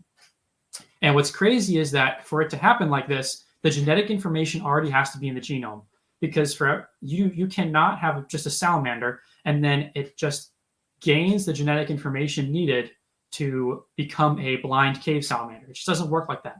And so this is something that was genetically programmed into the salamander beforehand so that when it encountered a cave environment, it was able to switch on these new traits that allow it to live in caves. And some of these traits are extraordinary. So this article says a suite of unique convergent phenotypes associated with subterranean adaptation has emerged. It's emerged. It's popped out of nowhere, right? So when these salamanders get into a cave, these new traits, completely new, emerge. And in this case, look at this salamander. What you're looking at here is something called neuromasts, and it's little bumps on the front of the salamander's mouth. And in this case, it's a juvenile, it's a larva. And these are extremely sensitive that send neurons to the brain so it can kind of sense the things that are going on around it because it can't see. It has no eyes. Other changes that these creatures undergo are skeletal changes, such as broadening and flattening of the head, as well as hypertrophy of non-visual modalities. So basically other ways of sensing things are enhanced. And you also see mechanosensation, chemosensation, and in some cases, electroreception. And that means that its bones have changed and its mechanics have changed to be able to sense things in the water better. It has chemosensation, so it's receiving chemical signals better, and in some cases, it's receiving electrical signals. So all these new traits are popping up in these salamanders, and it's all happening in evolutionarily speaking in the blink of an eye in tens of thousands to maybe a couple million years. And so I ask you, what's more likely? That the time scale is still too long and you need to shorten it down to a few thousand years, but you have the genetic information already inside the salamander because God created it that way? Or you have a little bit longer time scales, but you need that genetic information to arise naturally through mutations and selection and all those Darwinian mechanisms. I think it's much more likely that the genes were already in the salamander, and this is happening over quick periods of time. I mean, look at the thing; it's got no eyes. This doesn't just these genetic information here is not just going to pop up in the salamander. Look at what's highlighted here. Not just regressive evolution, but also constructive adaptation. These are useful traits. This is not a regression. This is not a salamander becoming more primitive by losing traits. It's actually gaining traits to help it survive in a cave system. All right, enough with those salamanders, but really, really cool example. All these articles you can find out in the secular literature, but we do have to move on. So these are some ways that driving forces, such as new habitats, new environments, can cause species to adapt and change quickly. So remember that invasive species and cave salamanders are two good examples. Here, now we have to move on to mechanisms. So we know adaptation occurs in response to certain pressures. We've established that. But if Darwinian processes take too long for this to happen, then what mechanism is actually responsible for rapid change? And here's where things might get a little technical, but there's a nice little graph here that's going to help us out. So bear with me here. So what we're looking for here is a mechanism. And it sounds like not much of a distinction, but driving forces for change and mechanisms for change are not the same thing. So here you have a chart. This is from Trends in Ecology and Evolution. And you can see two bell-shaped curves. One big one that has the little O symbol at the top, and then one smaller one underneath it. The top one says original fitness function, and the smaller one says original trait distribution. So if you take a trait, and it could be a human, it could be an animal, it could be a plant, whatever it is, you take a trait, let's say beak size for a Galapagos finch. Beak size, there's going to be a range of beak sizes, but there's going to be a limit, right? You're not going to get a beak size that is 12 feet long. You're not going to get a beak size that's a couple millimeters long. There's a limit, right? So the fitness function is basically, this is a range of beak sizes that are well adapted to this environment. And then the smaller bell-shaped curve is, here are all the beak sizes in this finch population. So at the very middle, that O symbol, that little Greek symbol there, that refers to the optimal trait value. So that's what is perfect for living in that environment. And so finch beaks are going to vary a little bit. And so at the corners are going to be the extremes. There's not a lot of finches in the extremes because they have really, really big beaks or really, really tiny beaks. But in that middle, that's where most of the finches are. And that's why when you look at traits, you get this bell-shaped curve where most of the species are going to fit in the middle. And then you get some extremes in the corners. Now, in this chart, it's talking about what happens if there's a disturbance, if there's an environmental disturbance. So let's say a disturbance happens and suddenly the seeds are big. You need big beak sizes to open them. Now the new fitness function has moved over to say you need bigger beaks, right? So the finches that have the tiny beaks are going to die out, and you're going to get not just a new fitness function, but an evolutionary trajectory that's going to say species need to evolve to have bigger beaks, right? So this is in response to a environmental disturbance, but these bell-shaped curves can help us think about really anything. So a new habitat might have a different fitness function than the species trait distribution, in which case the species has to change and adapt to live in the new environment. So these bell-shaped curves can help us look at all of these driving forces.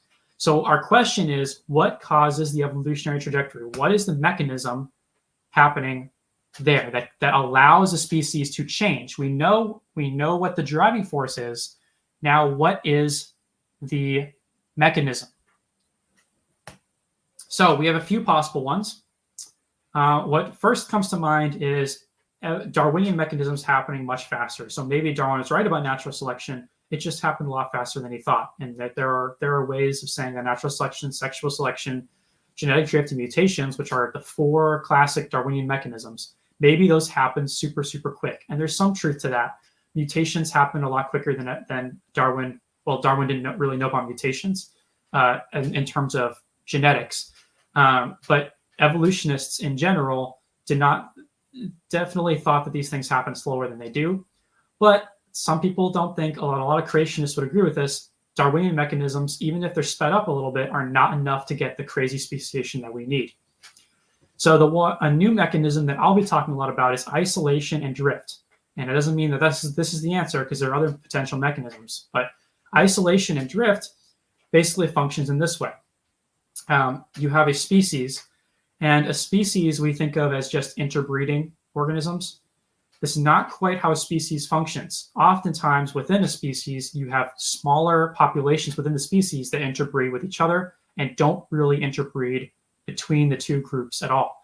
So if you have a species that reproduces in smaller units with very little inbreeding between them, then sometimes these units become reproductively isolated, and they only reproduce with each other. They don't cross over. And when you do that, and there's a variety of reasons for this that we'll talk about, but when you get different groups reproducing in different directions, sometimes they don't just become reproductively isolated, they also become morphologically distinct. They become different. And this can cause speciation to occur pretty quickly. And you are going to have some driving forces for this and some mechanisms that are forcing this. And we'll talk about those. We're going to dive into a couple more examples. Other mechanisms that I don't really have time to get into, but you have niche construction theory, phenotypic plasticity, adaptive radiation, and maybe some mechanisms that we don't know about. But all of those are interesting ideas as well, and you can Google those to kind of find out what those are. But I'm going to look at isolation and drift as a potential for mechanism for quick change. So here's another case study. You have cichlid fish diversifying into different colors. This was a fascinating study. You basically have all these fish were living off of an island, and basically off this coast of this island, you had differing degrees of clarity in the water. So the deeper you went, the hazier the water was.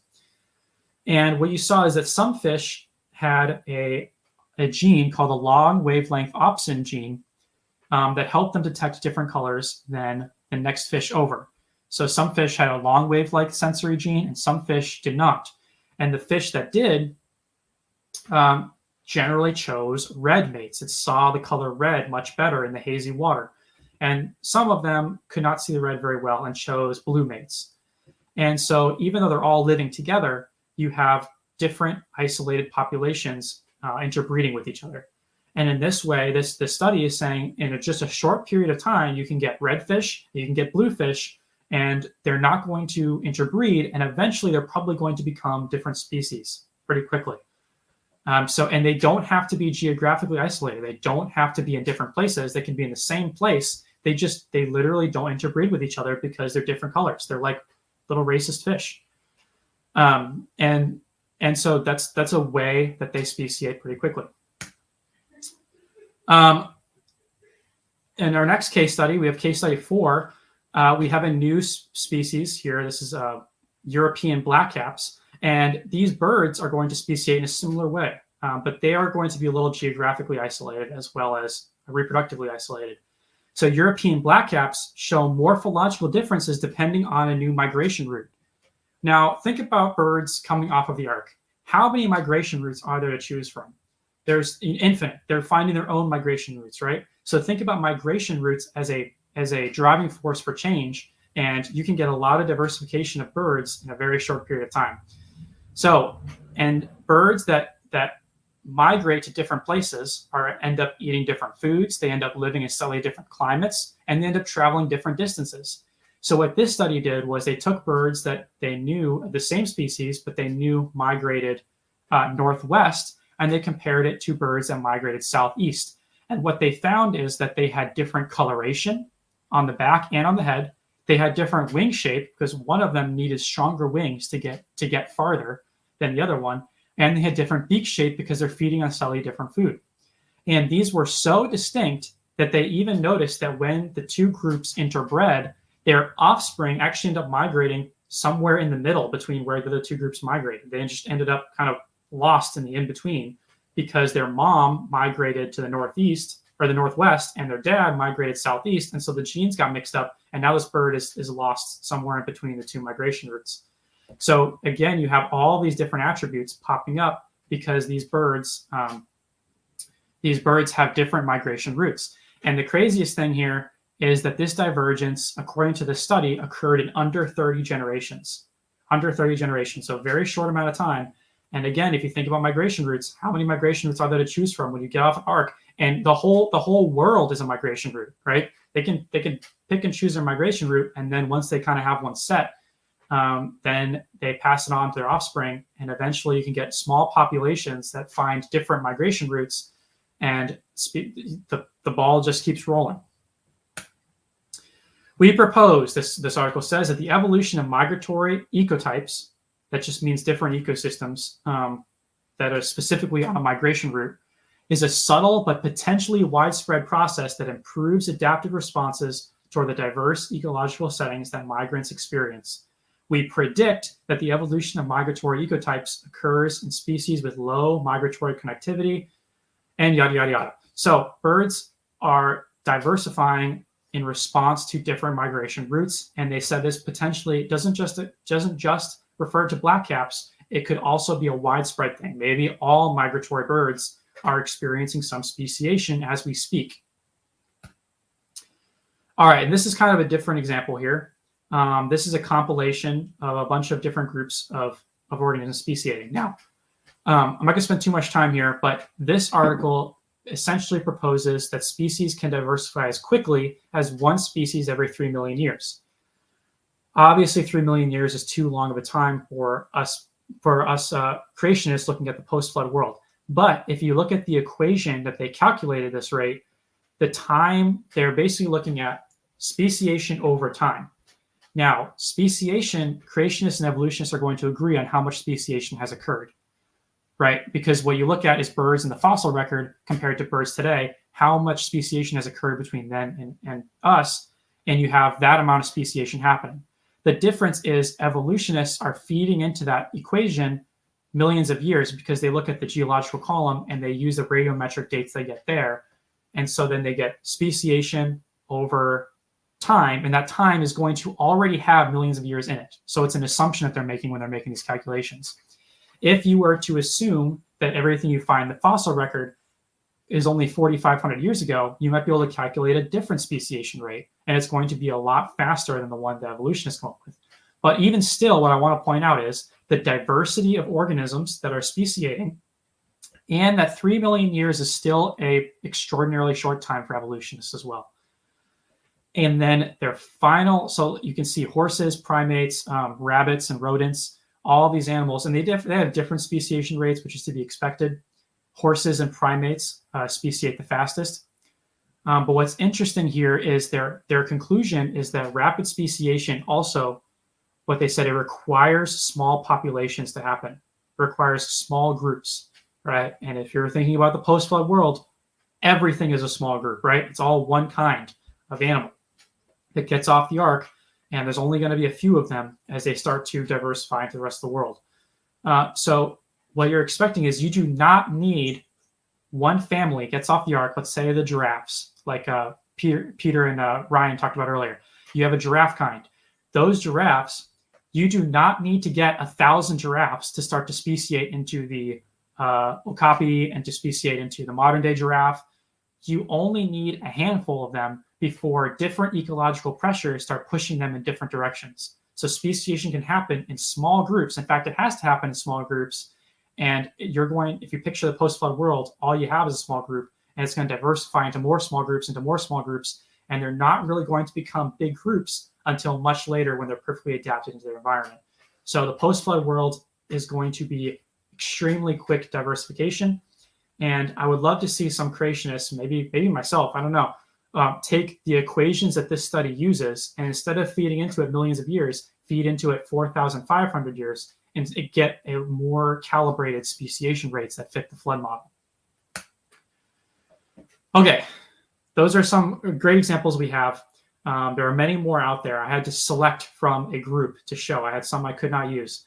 But these are some possible ways that you have isolation within species, reproductive isolation, that causes speciation to happen very quickly. And so what's our answer to this? So we know that there's a new fitness function. We know there's an evolutionary trajectory to fit into the new fitness function. What are the new mechanisms? Well, we still don't know for sure, but we have options. And what could be is, not only do we just have this one new fitness function, but if you're a species walking off the ark, you might actually have many new fitness functions. You might have 2 or 3 or 4 different fitness functions, and then your one group, your one kind is going to start, you have an evolutionary trajectory pushing you in different directions, right?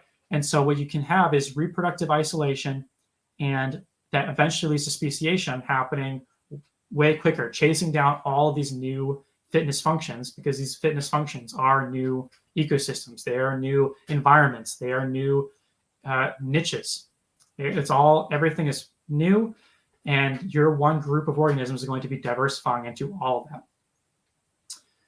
So we don't exactly know what the mechanism is perfectly yet, but there are some good examples of what it could be.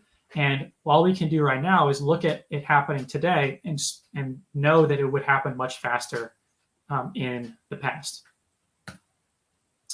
So most likely a variety of pressures and mechanisms are at play, possibly all the ones I've discussed, even the ones that I didn't have time to talk about, like niche construction theory or adaptive radiation. All of those things are probably at play here. You have every mechanism we find. Darwinian processes are still probably at play. You still have natural selection and sexual selection happening. All of these forces are going to be working on these groups of animals as they diversify after the flood.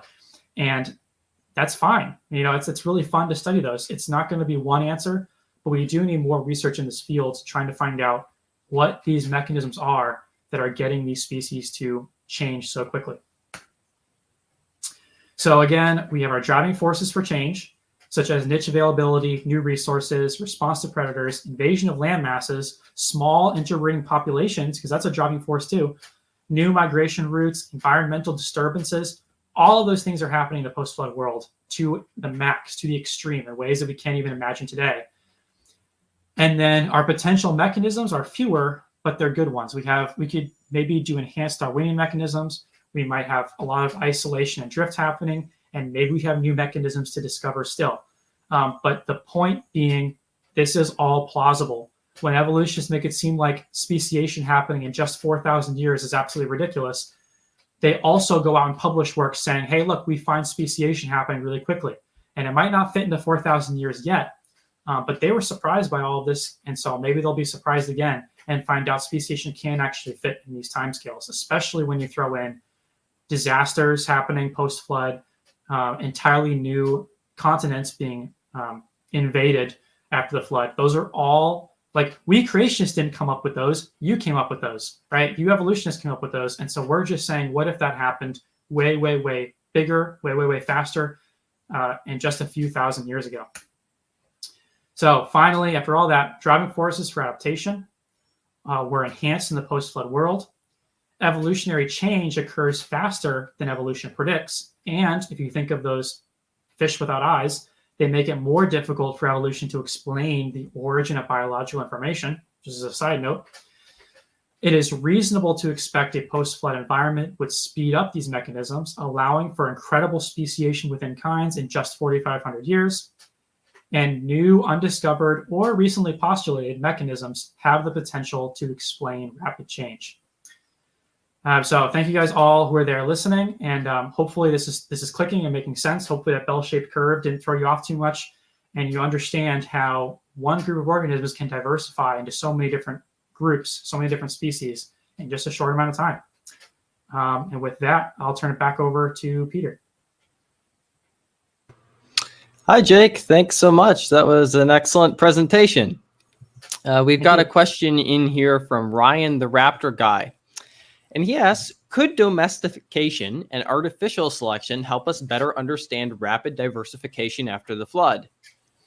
If some of you have perhaps read Darwin before, you know that he used domestication, artificial selection as an argument for evolution. So what do you think? What can this tell us about kinds after the flood? Sure. Yeah, I think it certainly helps because you can see just. I think what domestication helps with the most is just seeing how much genetic diversity is contained within one kind of animal, because you can certainly see we have much more higher varieties of dogs and of horses and cats and things that we've domesticated, and because we kind of sped up the processes that are happening in nature. So, in terms of one-to-one comparisons with the post-flood world, I think the driving forces that I keep talking about might be a little different. Because it's not like natural disasters causing things to speciate. It's actually like it's humans picking which traits that they want in their organisms. So the driving forces are very different. But what it can do is show us just the abundance of genetic diversity that are in one created kind, and all the varieties we can get. We get everything from a poodle coming and a wolf. We get all sorts of dog breeds, all sorts of horse breeds, and we got so good at it that we can breed specific traits that we want from an animal and basically get an animal that we want. And it doesn't always work perfectly. But again, yeah, I think that's one way that it helps us understand rapid diversification is just these things have so much genetic information, even if it doesn't show itself in the phenotype of the animal. Sure. So I also have a question kind of about your approach. So in terms of kind of the information, right, that is going to be selected for in speciation, do you see that information as something that is initially designed in organisms to begin with primarily, or do you see it as information that originates via mutations after the flood, or do you see it as information that is inbuilt but requires mutations to actually kind of initiate the onset of those phenotypes? Which of those kind of directions do you go generally? Sure. Yeah. I think the idea of new traits arising in a short period of time is fascinating to me. And I think a lot of creationists are hesitant to say that's the case. They want to say all the genetics were in there initially. That's a fascinating idea. I'm a huge fan of the term phenotypic plasticity, which is the idea that one kind of animal, depending on what it encounters, it can express its genes in different ways. And so you have one species that just it changes quite dramatically within 1 or 2 generations, and it's just because it's when environmental pressures are put on it, it can basically the idea basically thinks of genes as not just genes that change, but genes that are almost like a switch. And so if it encounters, say, a bear goes into the Arctic, it can actually switch a gene, like a gene just that says that was off, switches on, and the offspring that you have are essentially polar bears. And so instead of a bear having white fur and starting to regulate its body differently and happening within a few generations, it's just a switch of a gene, and suddenly you get kind of the polar bear variation of the bear kind. And so I think new traits can arise in species.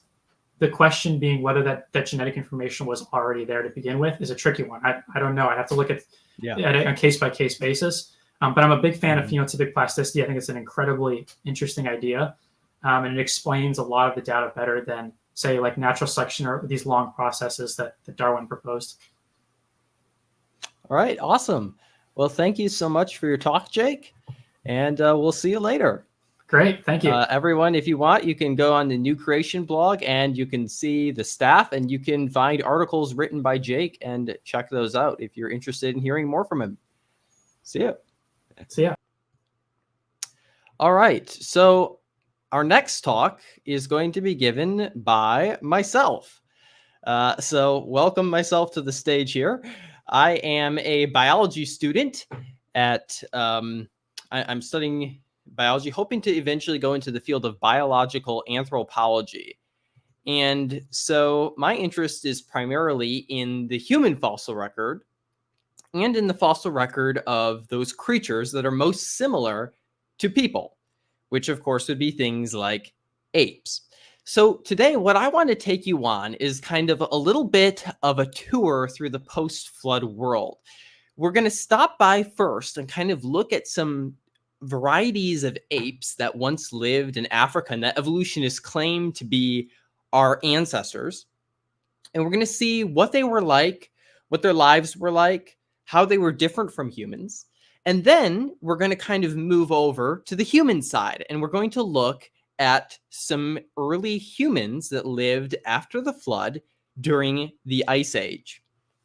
And so what I want to do in this talk is kind of trace for you the life stories, or kind of an idea of what the typical life of one of these creatures would have been like.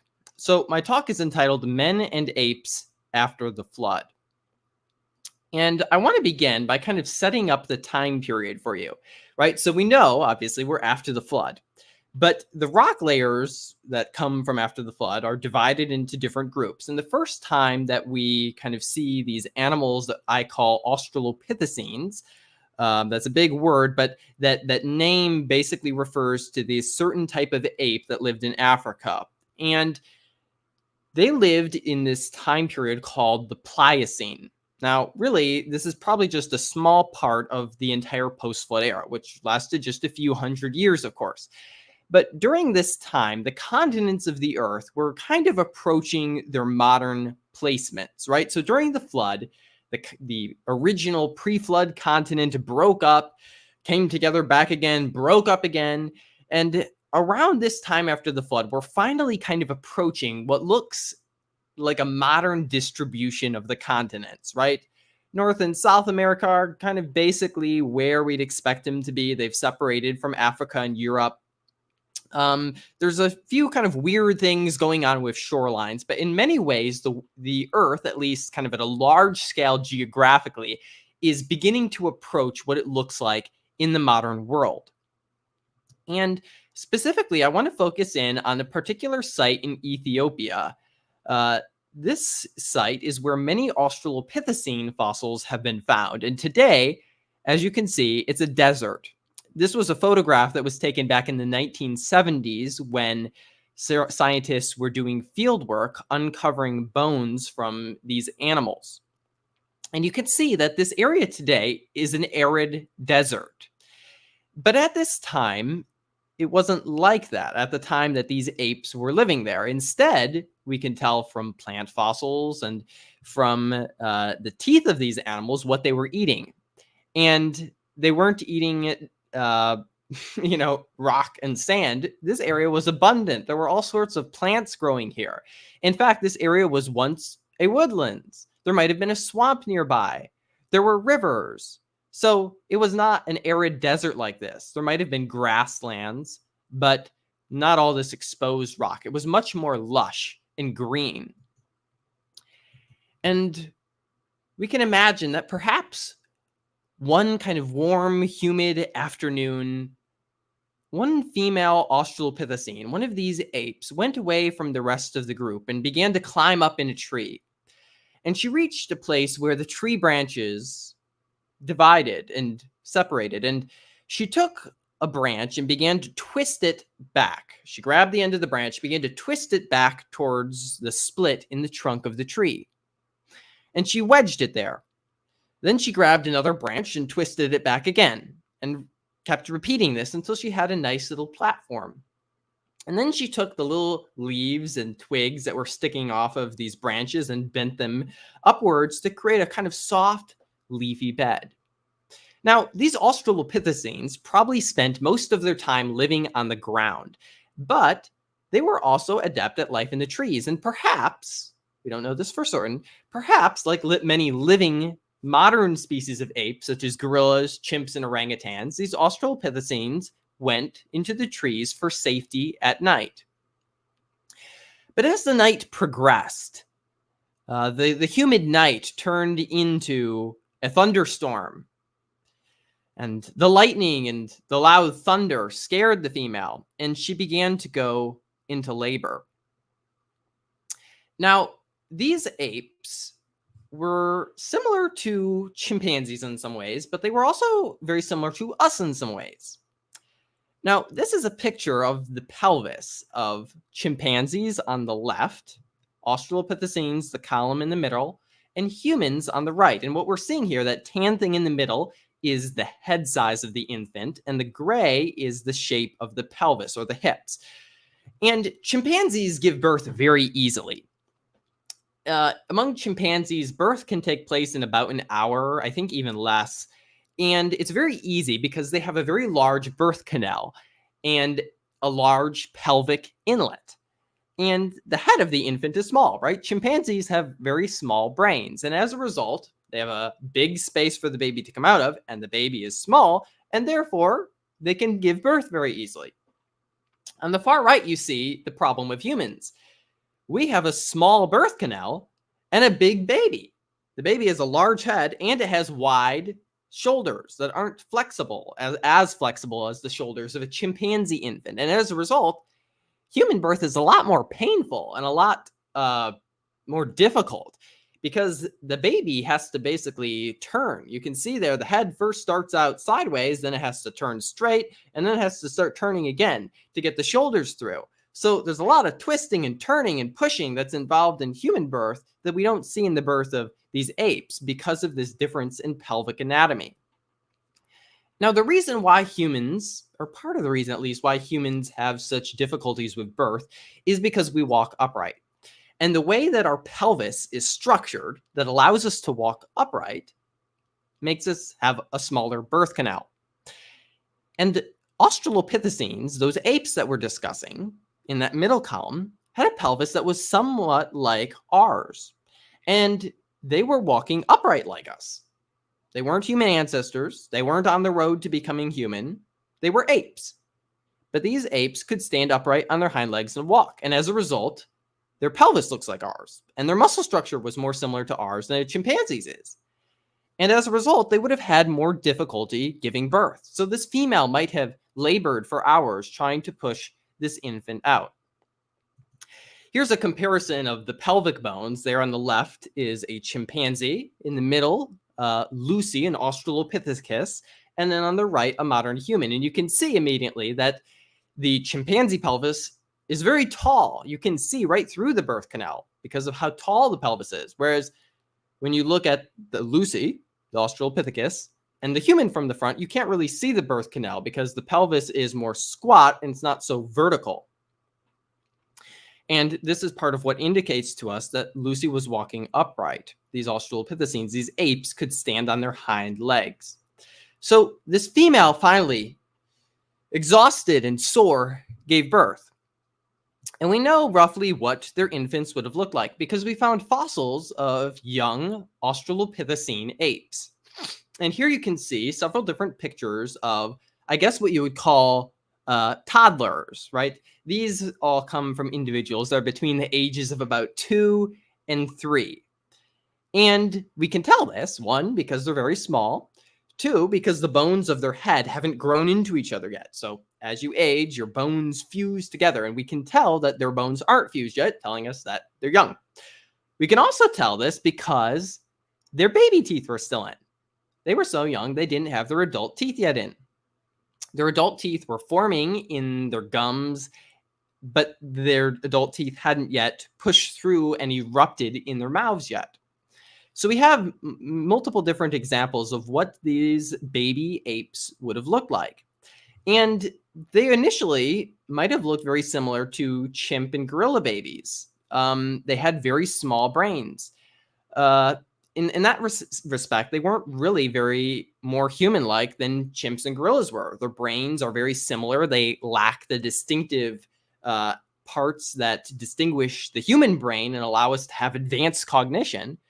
And So these might have been very similar to chimp and gorilla babies. And there goes the skeleton of one of them. I do not know what happened there. But when we reconstruct them, gives you kind of an idea of what one of these individuals might have looked like. You can see there it standing upright on the ground, picking a piece of fruit out of the tree. So after these toddlers were weaned, they would have begun resuming kind of an adult diet. And for these Australopithecines, that would have meant eating things like fruit. So they would have been climbing in the trees to pick fruit. They would have eaten certain types of plants and roots, perhaps, that grew along the ground. They probably also might have eaten things like birds' eggs and little lizards. And so mainly herbivorous, but a few other kind of various sources of nutrition. But that might be roughly kind of what these apes would look like. Now, modern chimp mamas keep their babies very close to them for about the first year of their life. Here you can see a mother chimpanzee with her baby. Sometimes the baby holds onto her and hangs underneath her like it's hanging on a log. Sometimes it sits on top and rides on her mom's back. Australopithecines, though, since they were walking upright, their babies wouldn't have been able to hold on to them like this. So Australopithecine mothers probably held their babies, almost reminiscent of how human mothers do, but not because they were more intelligent or something like that, simply by necessity, because they were walking on their hind legs. Now, we also have fossils. Once these babies would have grown up into adulthood, we understand what they would have looked like, because we have fossils of middle-aged Australopithecine individuals. And what we see is that although they walked upright, they were very clearly still participating in arboreal activity. That means they were climbing in the trees. Their forearms were quite long in relation to their legs. And that meant that they were probably doing a significant amount of climbing. Their shoulders were able to move in ways that our shoulders can't really. That would allow them to kind of have their arms up above their head and be hanging from their hands a little bit. So they were very active in the trees, unlike humans, but they could walk on the ground as well. So the skeleton that you see there in the middle of the screen there, that's Lucy. That's one of the most famous kind of ape-man skeletons. So Lucy was an Australopithecus. And on the right there, you can see kind of a reconstruction of what Lucy might have looked like. And you notice that she looks very hairy, very ape-like, except that she's standing on her hind legs. Now, on the left there is another Australopithecus skeleton, we think. It's kind of fragmentary, but it appears to come from the same species as Lucy, but it's a lot larger. And we think that it came from a male. So if you think men and women today, men tend to be physically larger and taller than women. If we go to something like a gorilla or chimpanzee, that difference between the sexes is really exaggerated, right? For example, we have silverback gorillas. Gorilla males, their back will turn kind of a silvery gray color, unlike the typical black that you see in females and young males. And they get very, very large, significantly larger than the females. So here we think what we're seeing is actually some difference in terms of size between males and females. Like modern apes, Australopithecines might have been we call it sexually dimorphic, meaning that the males and females would have been different sizes. So that skeleton on the left comes from a guy possibly called Katanumu, the one in the middle from Lucy. So the one on the left seems to be a male and the one in the middle a female. And you can kind of see in this reconstruction on the right, the male looks very large and the female looks kind of small. So kind of an interesting example there. And what we see in these Australopithecines when we look at their teeth is kind of an interesting pattern. So chimps and gorillas tend to have very long canine teeth, those kind of sharp, pokey teeth in the front of your mouth. And part of the reason why is because there's a lot of interspecies aggression. So males are fighting with each other to get mates. Here in Australopithecines, that lessens quite a bit. So maybe they were living in kind of broader groups where there wasn't as much competition for females. Maybe they were monogamous compared to the polygamous lifestyle of gorillas and chimpanzees. We don't really know. We can only speculate about that. But there appears to be decreased interspecific aggression. Now, the Australopithecines eventually met their demise, and some Australopithecines went in a not very pleasant way. Here is a skull that comes from southern Africa, and you can see there are two big puncture marks in the back of the skull, those kind of round holes there. And those, it turns out, basically perfectly match the distance between the canine teeth of leopards. So these apes were prey for animals like leopards. You can see there on the right a reconstruction of what it might have looked like when the leopard bit into this individual's skull. Right. A little gory here. But this sort of predation may have actually formed some of the fossil sites that we see today. So where this fossil is from in southern Africa, this was found in a cave system. And in South Africa, trees tend to grow around cave systems because there's the depression in the ground, more water available, therefore plants can grow better. So trees tend to grow around cave systems. And leopards store their prey in trees. So perhaps what happened here is that a leopard went and hunted an Australopithecine, took its prey up into a tree, and then the bones of this individual dropped down into the cave beneath and were preserved. So life as an Australopithecine would have been dangerous. They didn't have complex tools with which to ward off predators. There are some very simple tools that some people think might have belonged to them, but that is very much a matter of debate. So there's no real good evidence that Australopithecines were making complex tools. They don't appear to have had fire either to scare off predators. So life was dangerous. Predators like this could climb trees and snatch you away while you were sleeping. For Lucy, death might have come in a different way. Some scientists think that Lucy might have died by falling out of a tree. And here you can see kind of a reconstruction of that. They did a forensic analysis of her body and they noted all these different breaks in her bones. And they think that she fell, her legs kind of hit the ground and crumpled first. And then she tried to catch herself with her hand and it broke basically all of her arm bones all the way up to her shoulder, just shattering her shoulder bone. So eventually, in some way, the Australopithecines went extinct. This particular kind of ape did not make it to the present. This was just one of many different ape kinds that got originally made. The Australopithecines were originally aboard the Ark, but they didn't survive, for example, to the time of Abraham. They eventually ended up going extinct. They didn't give rise to chimps and gorillas. They weren't related to humans. They were unintelligent apes, but they could walk upright. So, interesting. Very similar to humans in that respect, but very different in terms of the shape of their skull and their brain, and very different certainly in terms of their cultural abilities as well. Now, here I want to kind of transition from the story of these apes that lived after the flood to the story of humans. Now, humans, of course, landed on the Ark and they began to settle. We hear that Noah built a vineyard near, presumably perhaps near the mountains of Ararat. We're not really sure exactly where he built that vineyard. And a time later, they began to go to the plain of Shinar and to build the Tower of Babel. But from there, God dispersed them over the earth. And early people show up across the old world, down in Africa, way out in Asia, up in Europe. But all these different types of people that very quickly after Babel dispersed over the world were very short-lived. By about the time of Abraham, many of these people groups were dying out. We don't know why. It's possible that this is the result of aggression, of wars that are going on, of people fighting each other, or conquering a local tribe, taking their females. So these other groups are kind of getting integrated into other populations. So we don't really know exactly why, but many of these different types of humans that had diversified, that were from Noah's line and gone into these various parts of the earth, began to go extinct. And I want to focus specifically on the story of the Neanderthals, some of the last Neanderthals. Some of the very last Neanderthal fossils come from a site in Europe, right at the base of the Rock of Gibraltar.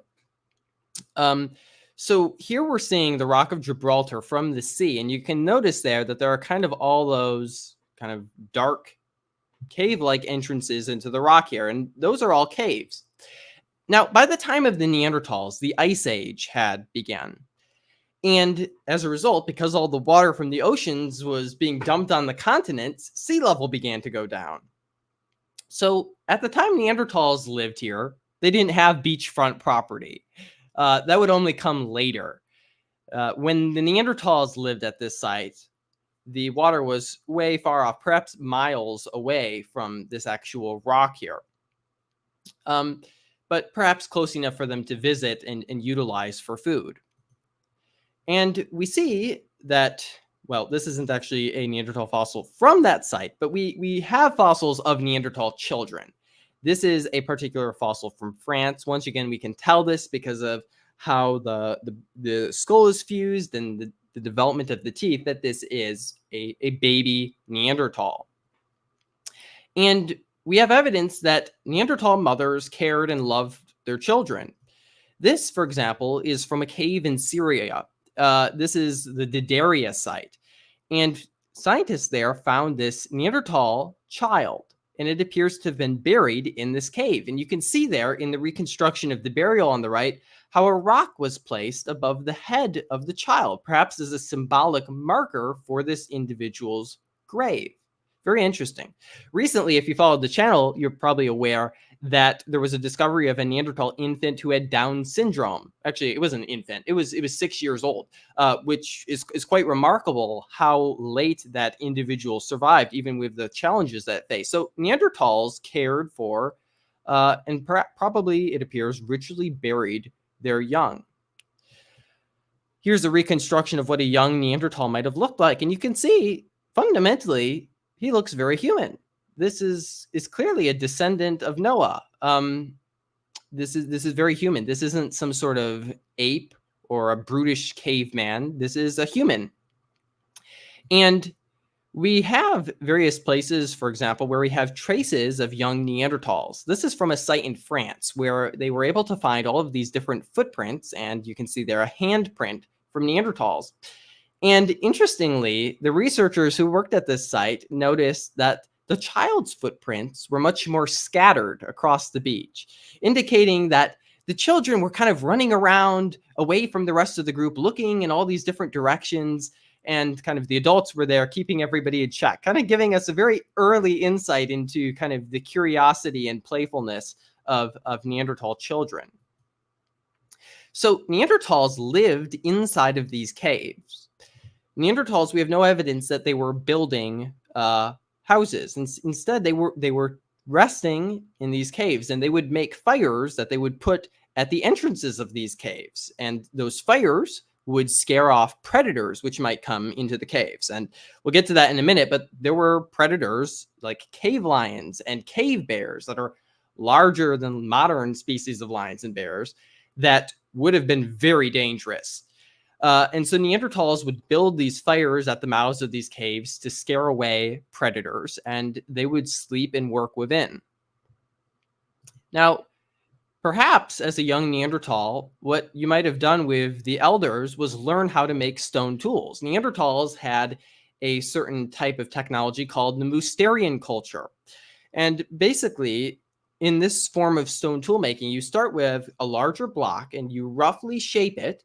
And then you kind of go along and make a bunch of smaller breaks along the edge to come up with a very thin, nice, smooth edge. So these weren't quite as advanced as those that you would show up in later cultures that would end up being really, really tiny masterpieces. But already this was an advanced kind of form of stone tool making that certainly required, intuition and cognition and planning. And this appears to be the result of kind of this loss of technology after Babel. When God spread people out after Babel, people lost the ability to do things like metallurgy. And as a result, many groups had to turn towards the other most obvious source to make tools from, wood and stone. And we find that Neanderthals used both of these materials and probably bone as well. We have spears, for example, that Neanderthals used.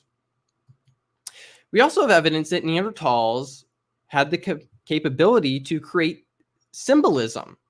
This is from that same site of Gorham's Cave in the Rock of Gibraltar. And there you can see kind of ancient tic-tac-toe game that they were playing on the walls of the cave. No, we don't really know exactly what this was, but they took some rock and they were scratching it on the wall.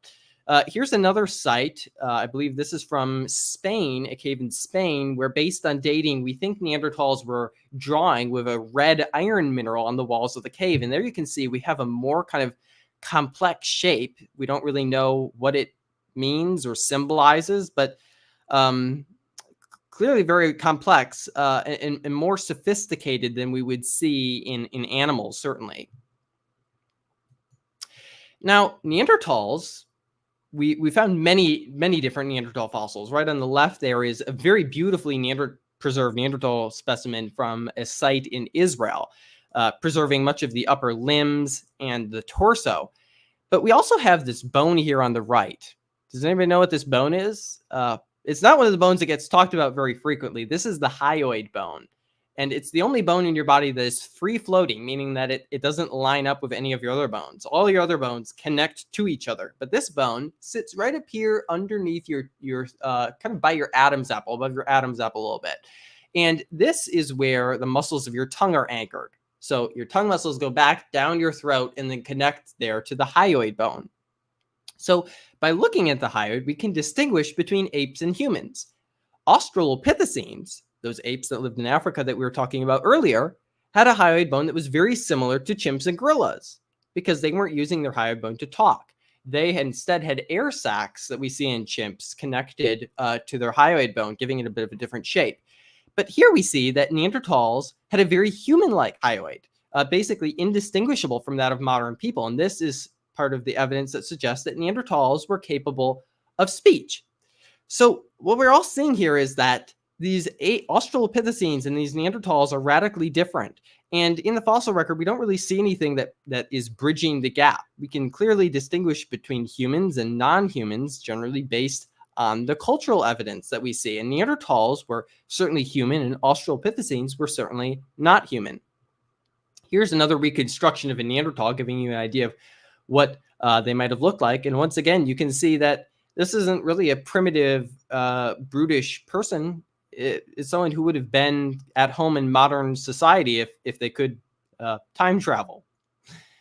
Now, Neanderthals were also big hunters. This is the skeleton of a lion, a cave lion. And you can see there in the upper right, that is a big dent in a rib bone of this lion that was made by a Neanderthal spear point. So Neanderthals were aggressive hunters. And what you have to remember here is that Neanderthals were physically different from us. Their bones were much more robust. They had stronger muscle markings. A Neanderthal is going to beat you when bench pressing any day. I went the other year, to the Smithsonian Museum of Natural History and saw one of the original Neanderthal specimens, like the real fossils from Israel. And it's amazing how much larger their individual bones are than ours. Amazing. So these were strong people, and they needed to be because of the difficulties of living in a post-flood world with these large predators around, with all these catastrophic geological events occurring. They were very tough. They were up to the challenge. And this evidence, the way that they butchered this lion, appears to indicate that they were cutting off its fur. So they were living in Europe during the Ice Age, of course, and so they would have needed clothing. So Neanderthals appear to have been harvested furs, I think, from lions, but we also have some other evidence, I believe, from seals, that they were harvesting seal skins as well. Now, for food, Neanderthals were hunting all sorts of different animals, from ibex to mammoths. They were also exploiting different types of grains, and we can tell this by doing little studies of their teeth, basically scraping off some little residue clinging to the teeth and looking at the different types of plant material that is still preserved there. And they were using and probably like processing different types of plants to eat. When they got old, Neanderthals were probably cared for by the rest of the group. This is a Neanderthal fossil called the Old Man of La Chapelle. It comes from a site in France. And this guy had basically lost all of his teeth. I think he had 2 teeth left in his mouth. And he was old. He couldn't go out and hunt. But Neanderthals lived in little groups. And so it seems likely that the other group members cared for this individual long after he would have been able to go out and hunt, and long after he would have been able to, chomp and chew on regular food. So they probably softened food for him. Another instance of this interpersonal care in these small, close-knit communities after the flood. And when he died, this man appears to have been buried. He was placed in a cave in France, and a little trench was dug in the ground where his bones were placed and where scientists eventually found him. So, giving kind of some concluding thoughts, we've looked at Neanderthals and at Australopithecines, men and apes after the flood.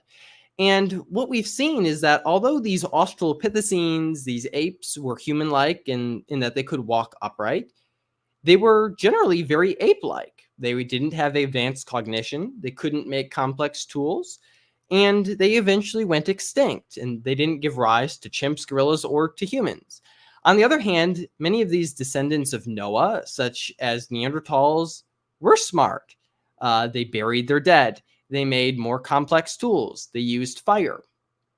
And in fact, many of you who are watching probably have Neanderthal ancestry, because when our own species, Homo sapiens, moved into Europe, our ancestors interbred with the Neanderthals. And so we are today still part Neanderthal. And so I hope that this talk, kind of a little laid back, a little storytelling here, gave you some insight into what life was like after the flood for both apes and men. So thank you all for listening. If you have any questions, you can throw them in the chat. And we are now going to transition over to Abby. All right. Hello, Abby. How's your day going? It's going good. How's yours? Great. So Abby is going to be talking about civilizations after the flood. Whenever you're ready, you can pull up your presentation by clicking the present button and then slides, and you should see it as an option there. All right. There we go. All right. If you're ready, you can get going. All right. I don't see my slides. Here, I'm adding it right here. Oh, there we go. Perfect. Thank you. All right. All right. So my presentation is titled Scattered Abroad. We'll be talking about cultural development in the ancient Near East. And so when Noah and his family disembarked from the ark, God gave them very specific instructions. Genesis 9:1 says, "So God blessed Noah and his sons and said to them, 'Be fruitful and multiply and fill the earth.'" And Noah's sons followed these instructions. And in Genesis 10, we learn about how the family multiplied and filled the earth.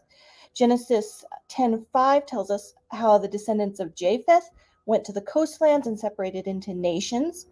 In Genesis 10:8 through 12, we discover that Ham's descendant Nimrod traveled and built great cities. And in Genesis 10:18, we learn about others of Ham's descendants and where they settled in the land of Canaan. And in Genesis 10:30, we learn about where the descendants of Shem settled in the mountains to the east.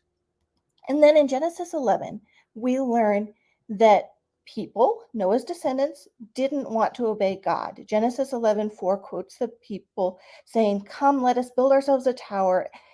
Let us build ourselves a city and a tower whose top is in the heavens. Let us make a name for ourselves, lest we be scattered abroad over the face of the whole earth." So they don't want to spread out the way God told them to. And of course, we know the story of Babel. God came down and saw what the people were doing, and he confused their languages so that they couldn't complete the building project.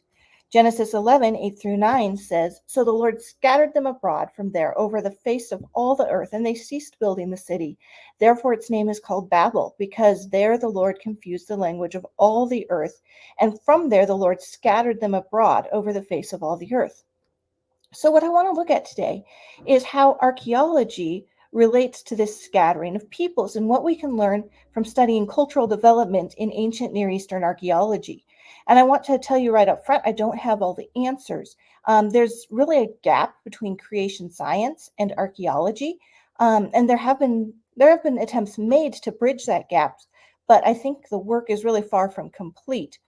Ancient Near Eastern history began in the 4th millennium BC, according to conventional dates. but the region was inhabited even before that. The term history refers to recorded events. So history only goes back as far as the invention of writing. This definition of history, we have, history is defined as the systematic study and documentation of the human past. Anything earlier than that is known as prehistory, and it relies on archaeology mainly for interpretation. We don't have written records from that. So today I'll be looking at three main regions: Mesopotamia, the Levant, and Egypt. And when we talk about ancient Near Eastern history, Mesopotamia kind of came first. Egypt sort of follows, and then the Levant sort of fills in the middle because it was the route that travelers had to take to get from Mesopotamia to Egypt. They couldn't just travel in a straight line as the crow flies because of all the desert in between. It would be a really long journey, and there weren't places to stop for water, so it really wasn't a doable journey in that way. So instead, the travelers would go up and around, following the rivers in an arc, and that arc is known as the Fertile Crescent. And then they would travel down through the Levant and finally get to Egypt that way. So let's take a look at the basic chronology of these three regions. I apologize if this chart is a little small print. There's a lot to fit in there, but I will zoom in on certain sections of it so you'll be able to read it a little better. And the chronology really gets confusing because there's different terminology for each region. So I've tried to match them all up here along with absolute dates in the left-hand column. And when we're looking at these periods and these dates, we have to remember that these are dates that researchers have assigned to these periods, but there's no guarantee that they're 100% accurate. A lot of work has gone into figuring out these dates, and scholars have factored in archaeological strata and historical records and carbon-14 test results, things like this, and they tried to triangulate by factoring in large world events such as major battles and volcanic eruptions. But even so, there's still disagreement among scholars on these dates. So for example, in Egypt, there are two main chronologies known as the high chronology and the low chronology, and then there are other variations as well. And then in Mesopotamia, there are differences. There's the short chronology, the middle chronology, and the long chronology. And then there's even an ultra short chronology and an ultra long chronology. So these are all disputed within academic circles. But for the sake of having a starting place to work from, I'm not going to get too specific here. And I'm going to try to go with some generally accepted date ranges. If I'm remembering correctly, I think this particular chart uses the middle Mesopotamian chronology and the low Egyptian chronology.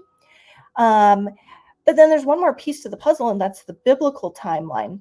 And that's where it gets really tricky because what we understand about the biblical timeline doesn't really match up with the established historical chronologies. So this is a problem in trying to match up biblical history with the archaeology and other historical records from the region. And there's a lot of work that needs to be done on this. And I haven't done it because it's beyond the scope of my current studies, which take up a lot of my time at the moment. Eventually, someone needs to do it. And I know there are people working on it, and some people have come up with some good ideas. But I don't know of anyone who's really successfully come up with a complete chronology. It's a huge project, especially when you take into consideration all of the significant factors that you have to work in. But here's an example of one suggested revised chronology to match with biblical history. This one uses the terminology of Levantine archaeology, so that was that middle column on the chart. And it's an attempt to shorten some of the earlier periods to fit better within the biblical chronology. This is Dr. Scott Stripling's chronology based on Henry Smith's work. So on the left are the traditionally accepted dates, and on the right is the shortened PAC chronology. And I can't remember what PAC stands for. It's an acronym. But as you can see, the dates match up about as far as the late Bronze Age as you're going down the chart. But when you get into the middle and early Bronze Age, the dates start to get farther and farther apart. And then by the time you're in the Neolithic age, it's really different. So I think there's a lot of work that still needs to be done to see if this particular chronology really works.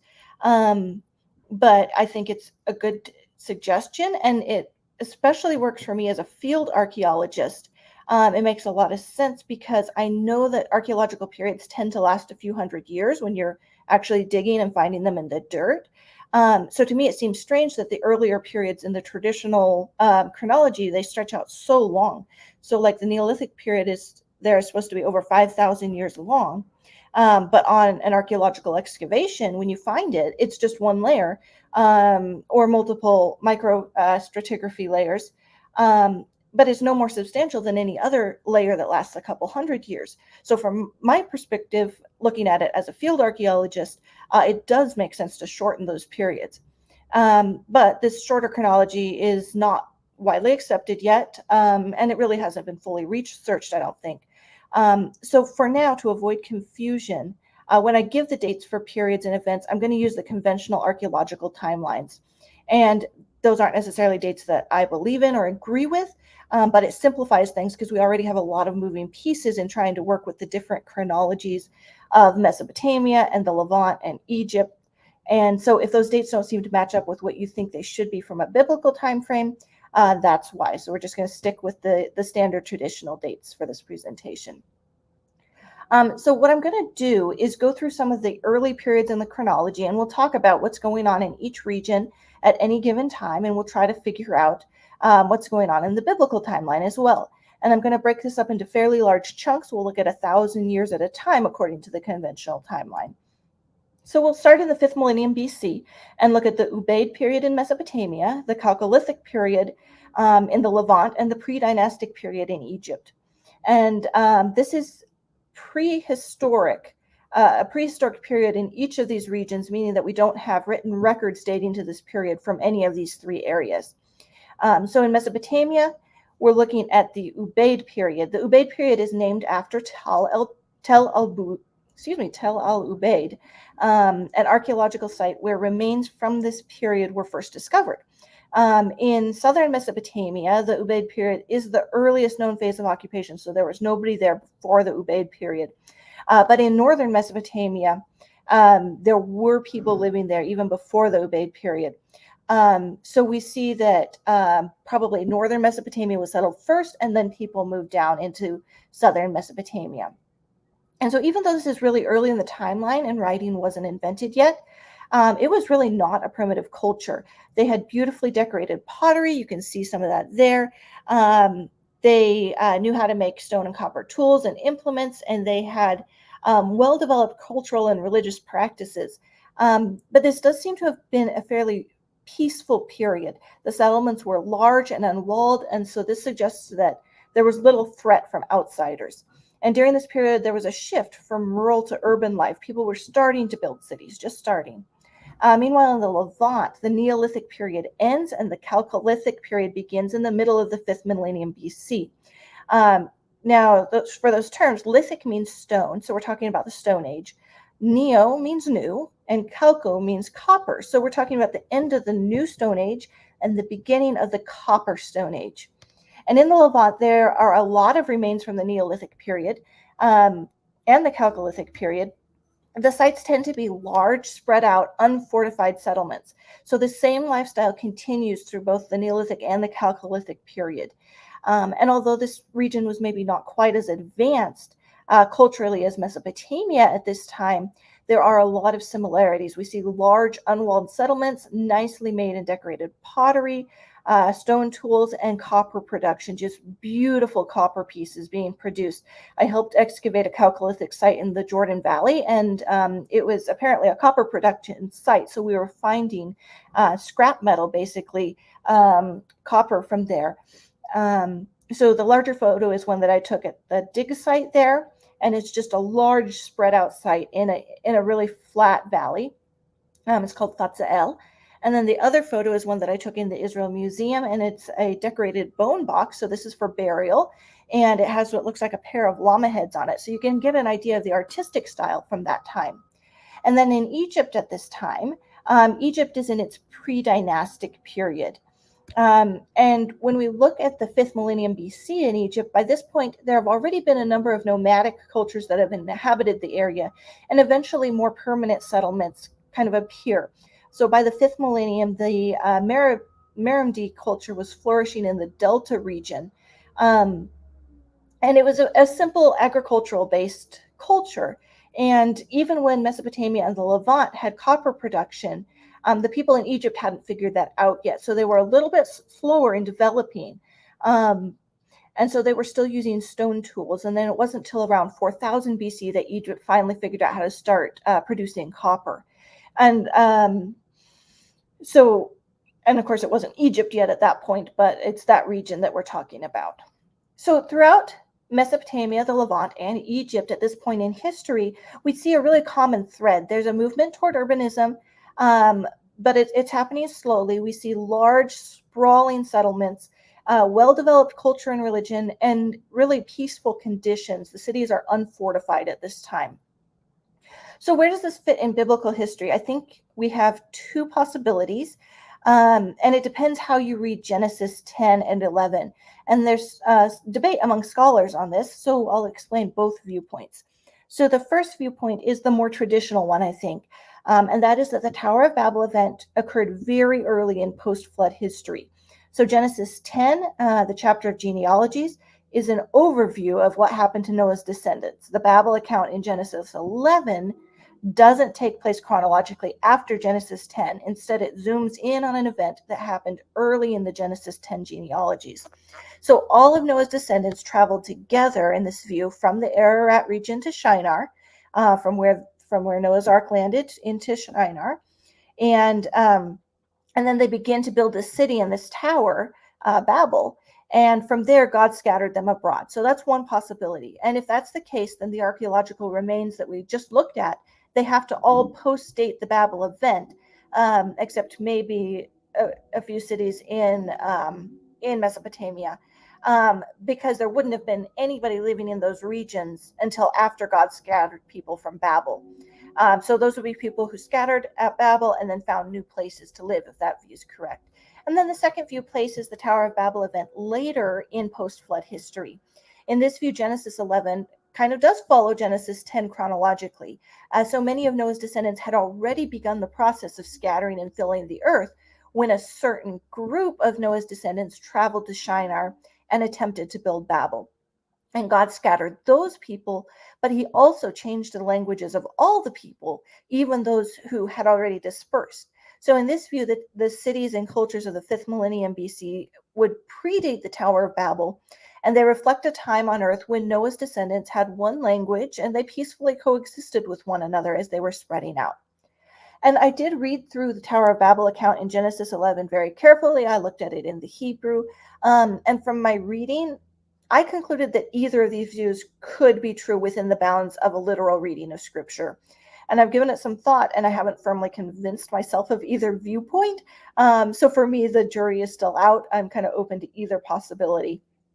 But moving forward, let's look at the 4th millennium BC. So we're jumping up 1,000 years, sort of. So in Mesopotamia, that brings us into the Uruk period, which then transitions into the Jumdet Nasr period. In the Levant, the Chalcolithic period continues until around 3300 BC, and then the region transitions into the early Bronze Age. And then in Egypt, we're still in the pre-dynastic period. Now, the Uruk period in Mesopotamia is very interesting. It's named after the ancient city of Uruk, which is a city mentioned in Genesis 10:10, which says, "And the beginning of his kingdom," it's talking about Nimrod here, "the beginning of his kingdom was Babel, Erech, Akkad, and Calneh in the land of Shinar." So Erech is the same as Uruk. It's spelled a little differently in English, but the name is the same. And the Uruk period is the real beginning of civilization. Urban centers formed, and this is when city building really took off, and people are becoming more organized. This is when the cuneiform script emerged. Cuneiform is the first known writing method, and the way it started was as counting marks that were basically receipts, so that merchants could ship items, and the purchaser would know that the trader had brought as many items as the merchant had sent. So it was a way to prevent the trader from kind of skimming goods off the top and being like, "Oh, I brought you everything," when really they had kept some back. So eventually these marks and these counting marks got more and more complex, and they developed into a writing system, and that's the cuneiform script.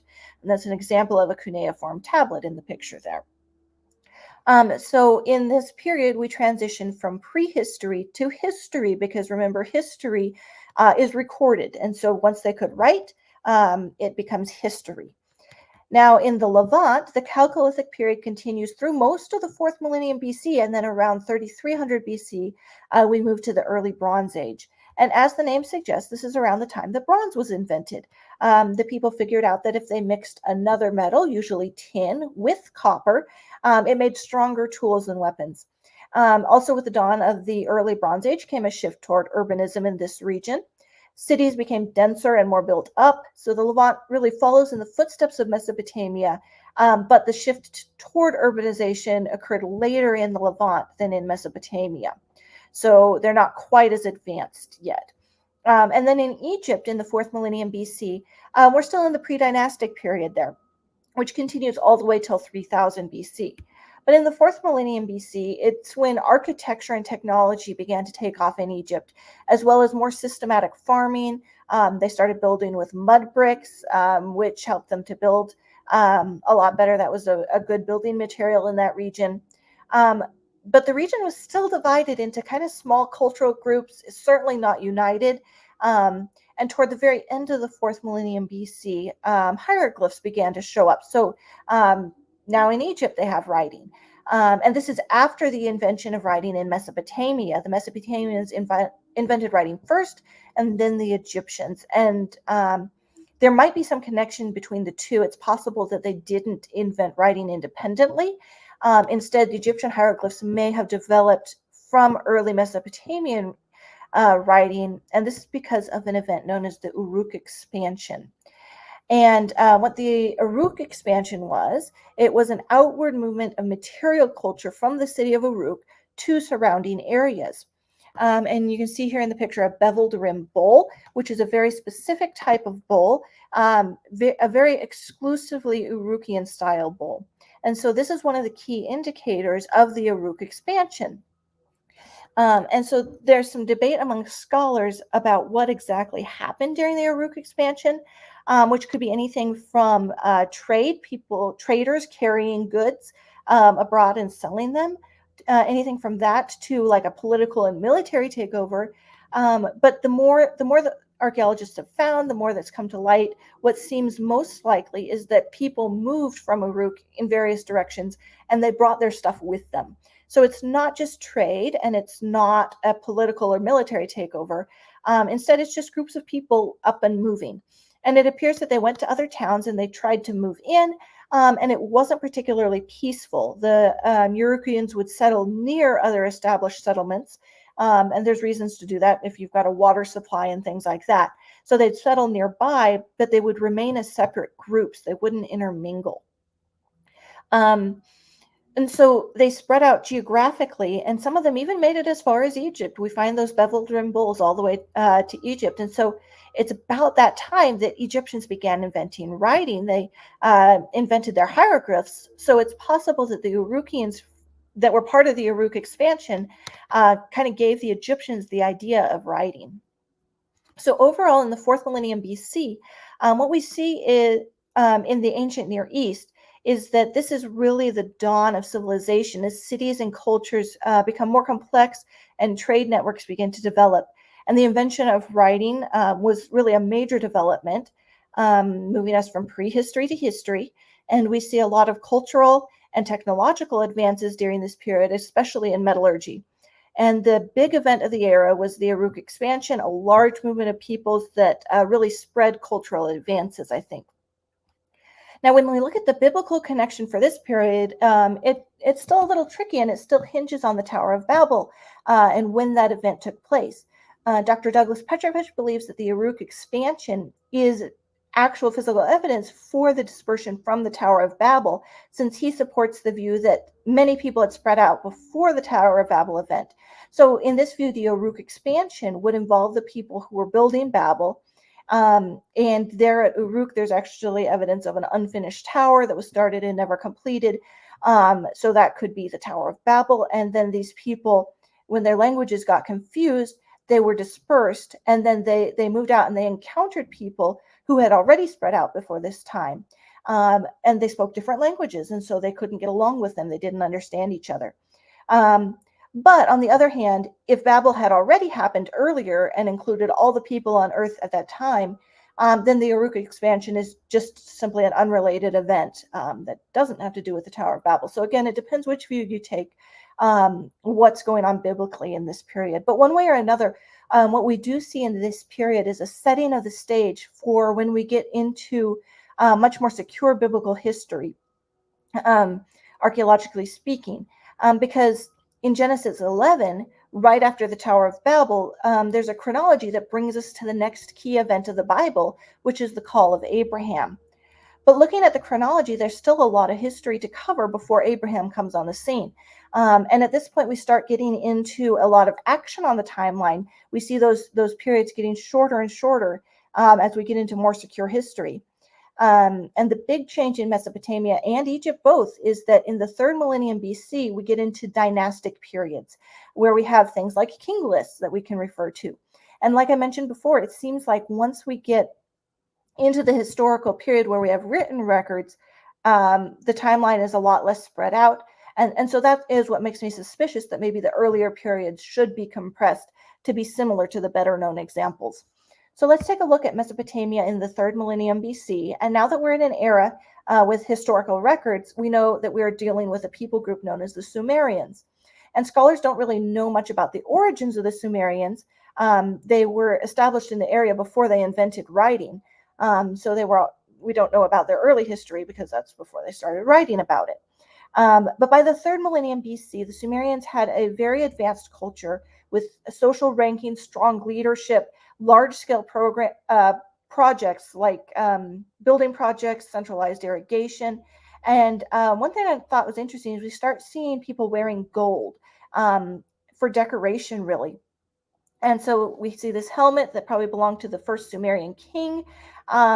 This gold leaf necklace is very nice. So this flaunting of gold, I see as a status symbol, much like it has been throughout history. Basically, look how rich I am. I can afford to wear this rare and beautiful metal. And so we start to see powerful figures emerging, especially as we move into the Akkadian Empire, which is famous for Sargon of Akkad, who conquered a number of cities. And he became a legendary figure. Dr. Douglas Petrovich equates Sargon with Nimrod of the Bible. So this may be a biblical connection there. And then on the left, you can see Sargon's name written in cuneiform. So they're writing and they have their names, and we can actually read that and learn about him. Now, after the Akkadian dynasty, the next major dynasty is the Ur-3 dynasty, founded by Ur-Nammu and centered in the city of Ur. And that's going to be important when we're looking at Abraham because he comes from Ur. Meanwhile, in the Levant, the early Bronze Age is in full swing in the 3rd millennium BC. We're still in the early Bronze Age.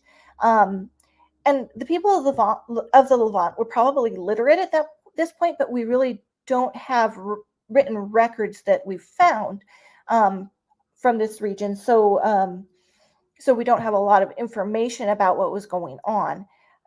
Powerful rulers were emerging in the surrounding regions in Mesopotamia and in Egypt, but it seems not so much in the Levant.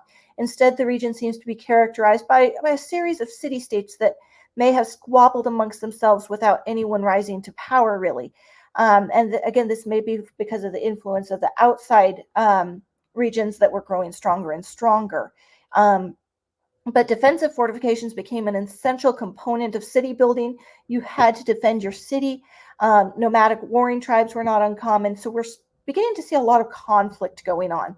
And then trade routes crisscross this region as traders traveled between Mesopotamia and Egypt. So we have a lot of back and forth going on here. And then let's take a look at what's going on in Egypt during the 3rd millennium BC. Egypt goes through the early dynastic period, the Old Kingdom, the first intermediate period, and the Middle Kingdom, or it gets into the Middle Kingdom, all during this millennium. So Egypt goes from a region with various tribal groups to a united kingdom.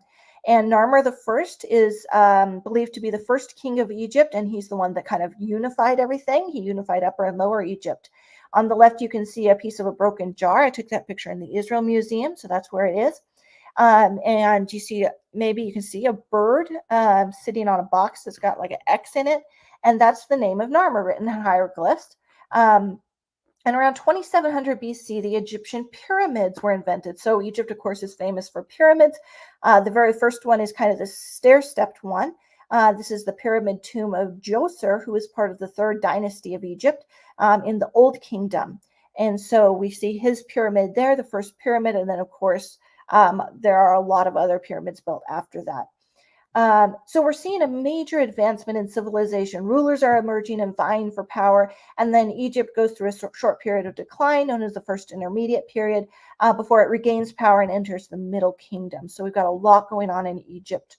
So this is an era where people are no longer living in peaceful, unwalled settlements, happy to coexist. They've become competitive, hungry for power, and maybe the resources are becoming scarce enough that they need to compete for those as well. And we even see people flaunting their wealth, their social status in the form of gold jewelry, things like that. So how does this millennium fit into biblical history? Well, the stage is really set for the journeys of the patriarchs. The biblical account of Abraham is set in a real historical context. We can see that. The biblical text mentions specific cities, regions, cultures, and the majority of those are well known from the historical and archaeological record. When Abraham comes on the scene, people are widespread. Cities are common. Culture is advanced. Metallurgy is well established. Powerful leaders have emerged. And so let's see how this plays out. Terah, Abraham's father, he moves the family from Ur to Haran. So they're moving northward up the Fertile Crescent.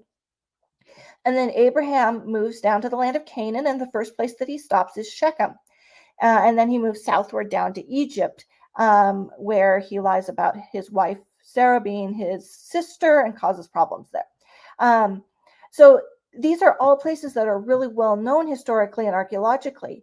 Abraham's family likely left Ur at the end of the Ur III dynasty. It was a period of upheaval and societal collapse, so people are leaving. And we have a lot of archaeological and textual data all about the Ur III dynasty.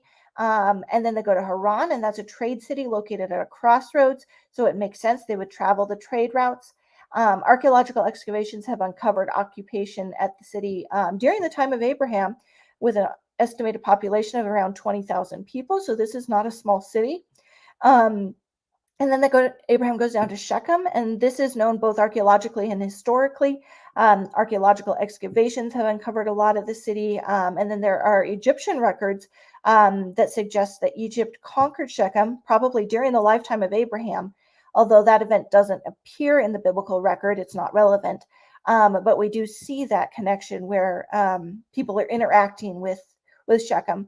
And then Abraham goes down to Egypt. He encounters a well-established hierarchy of rulership, including Pharaoh and his princes. And so this matches what we know about the establishment of dynastic rule in Egypt. And so we see the biblical patriarchs existing and traveling within this ancient Near Eastern context, moving up and down through the southern Levant, occasionally going down to Egypt or up to the northern Levant or even back to Mesopotamia.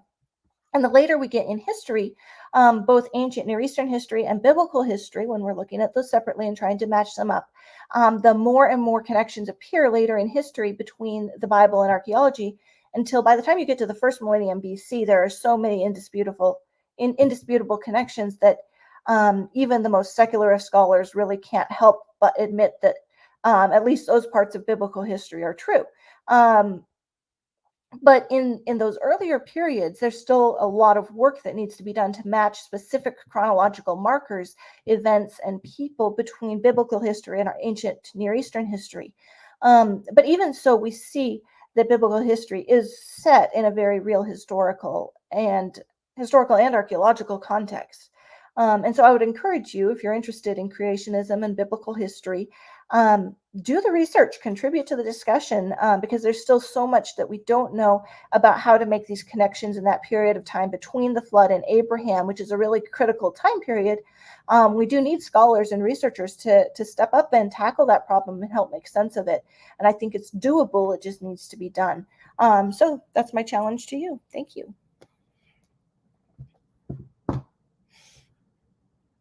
Wonderful. Thank you so much. Very insightful talk.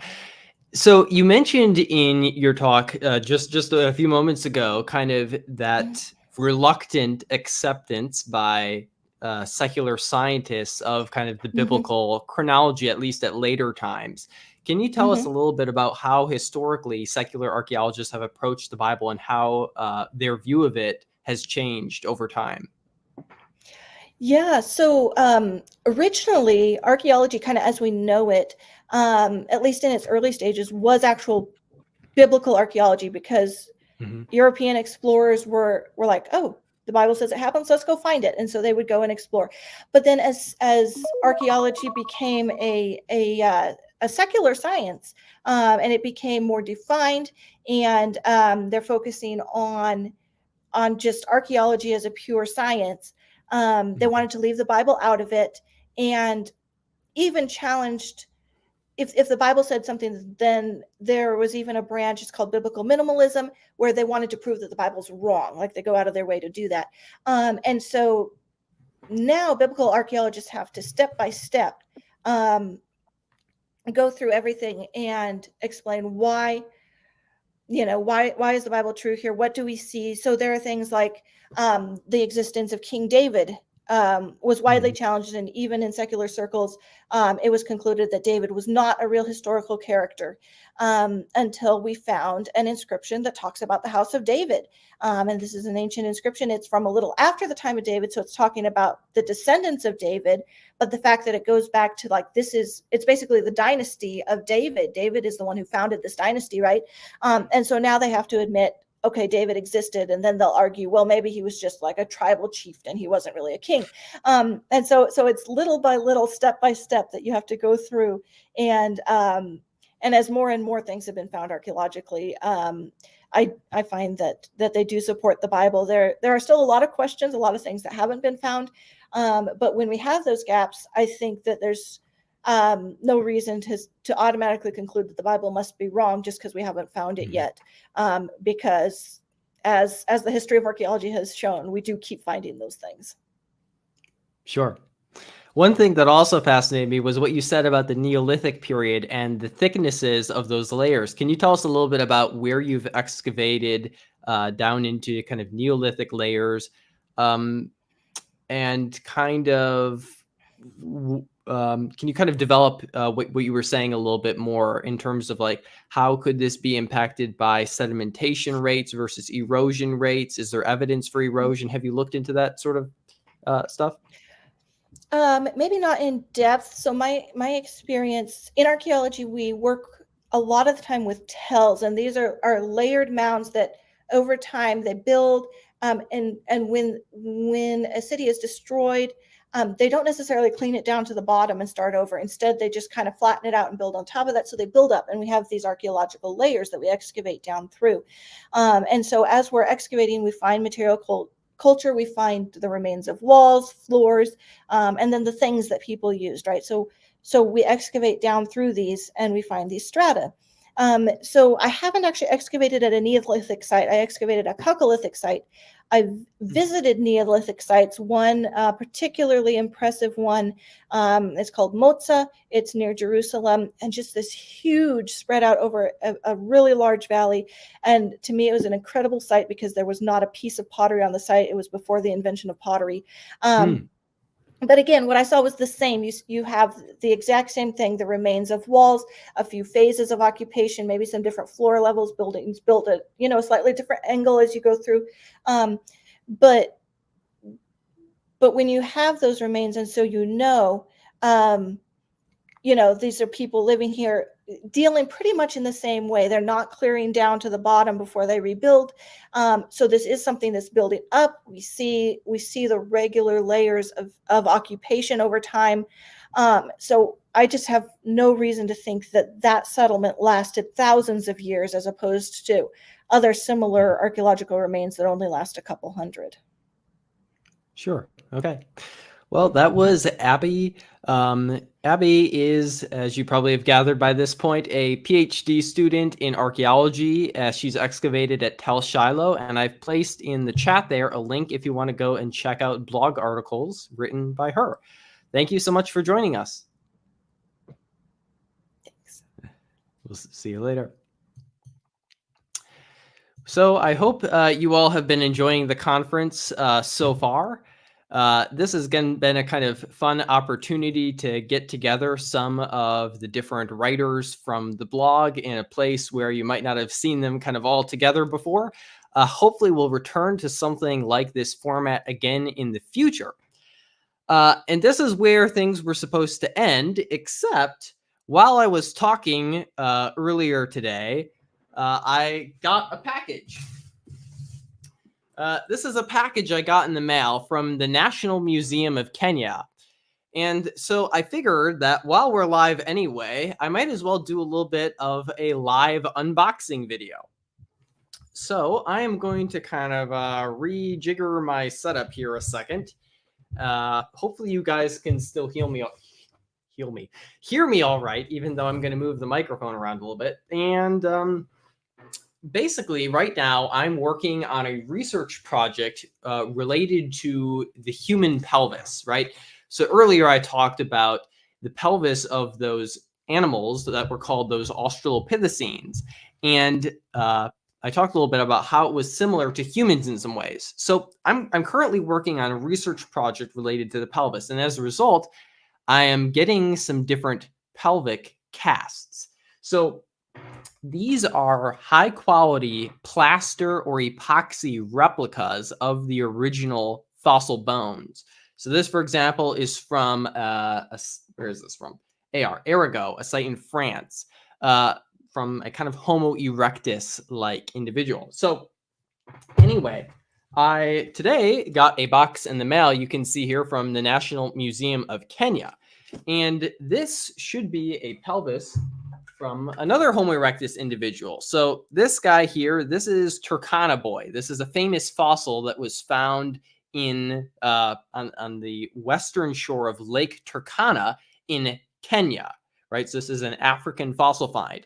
And this young individual, he was a boy, maybe about 12 to 14 years of age. And we found a lot of the rest of his skeleton. So this box here should contain some of his pelvic bones. So I'm going to go ahead here and kind of open this box up, and we can take a look at it together very briefly. This is fun. It's like Christmas when fossils arrive. All right. There we go. Okay, lots of shredded paper. I'm going to make a mess on the ground here. Oh my. Lots of shredded paper. Okay, I guess, I don't know what the best way to do this is. I guess I'm going to just like take this shredded paper and just set it on my desk for now. Good packing material, also a bit messy. Whoa.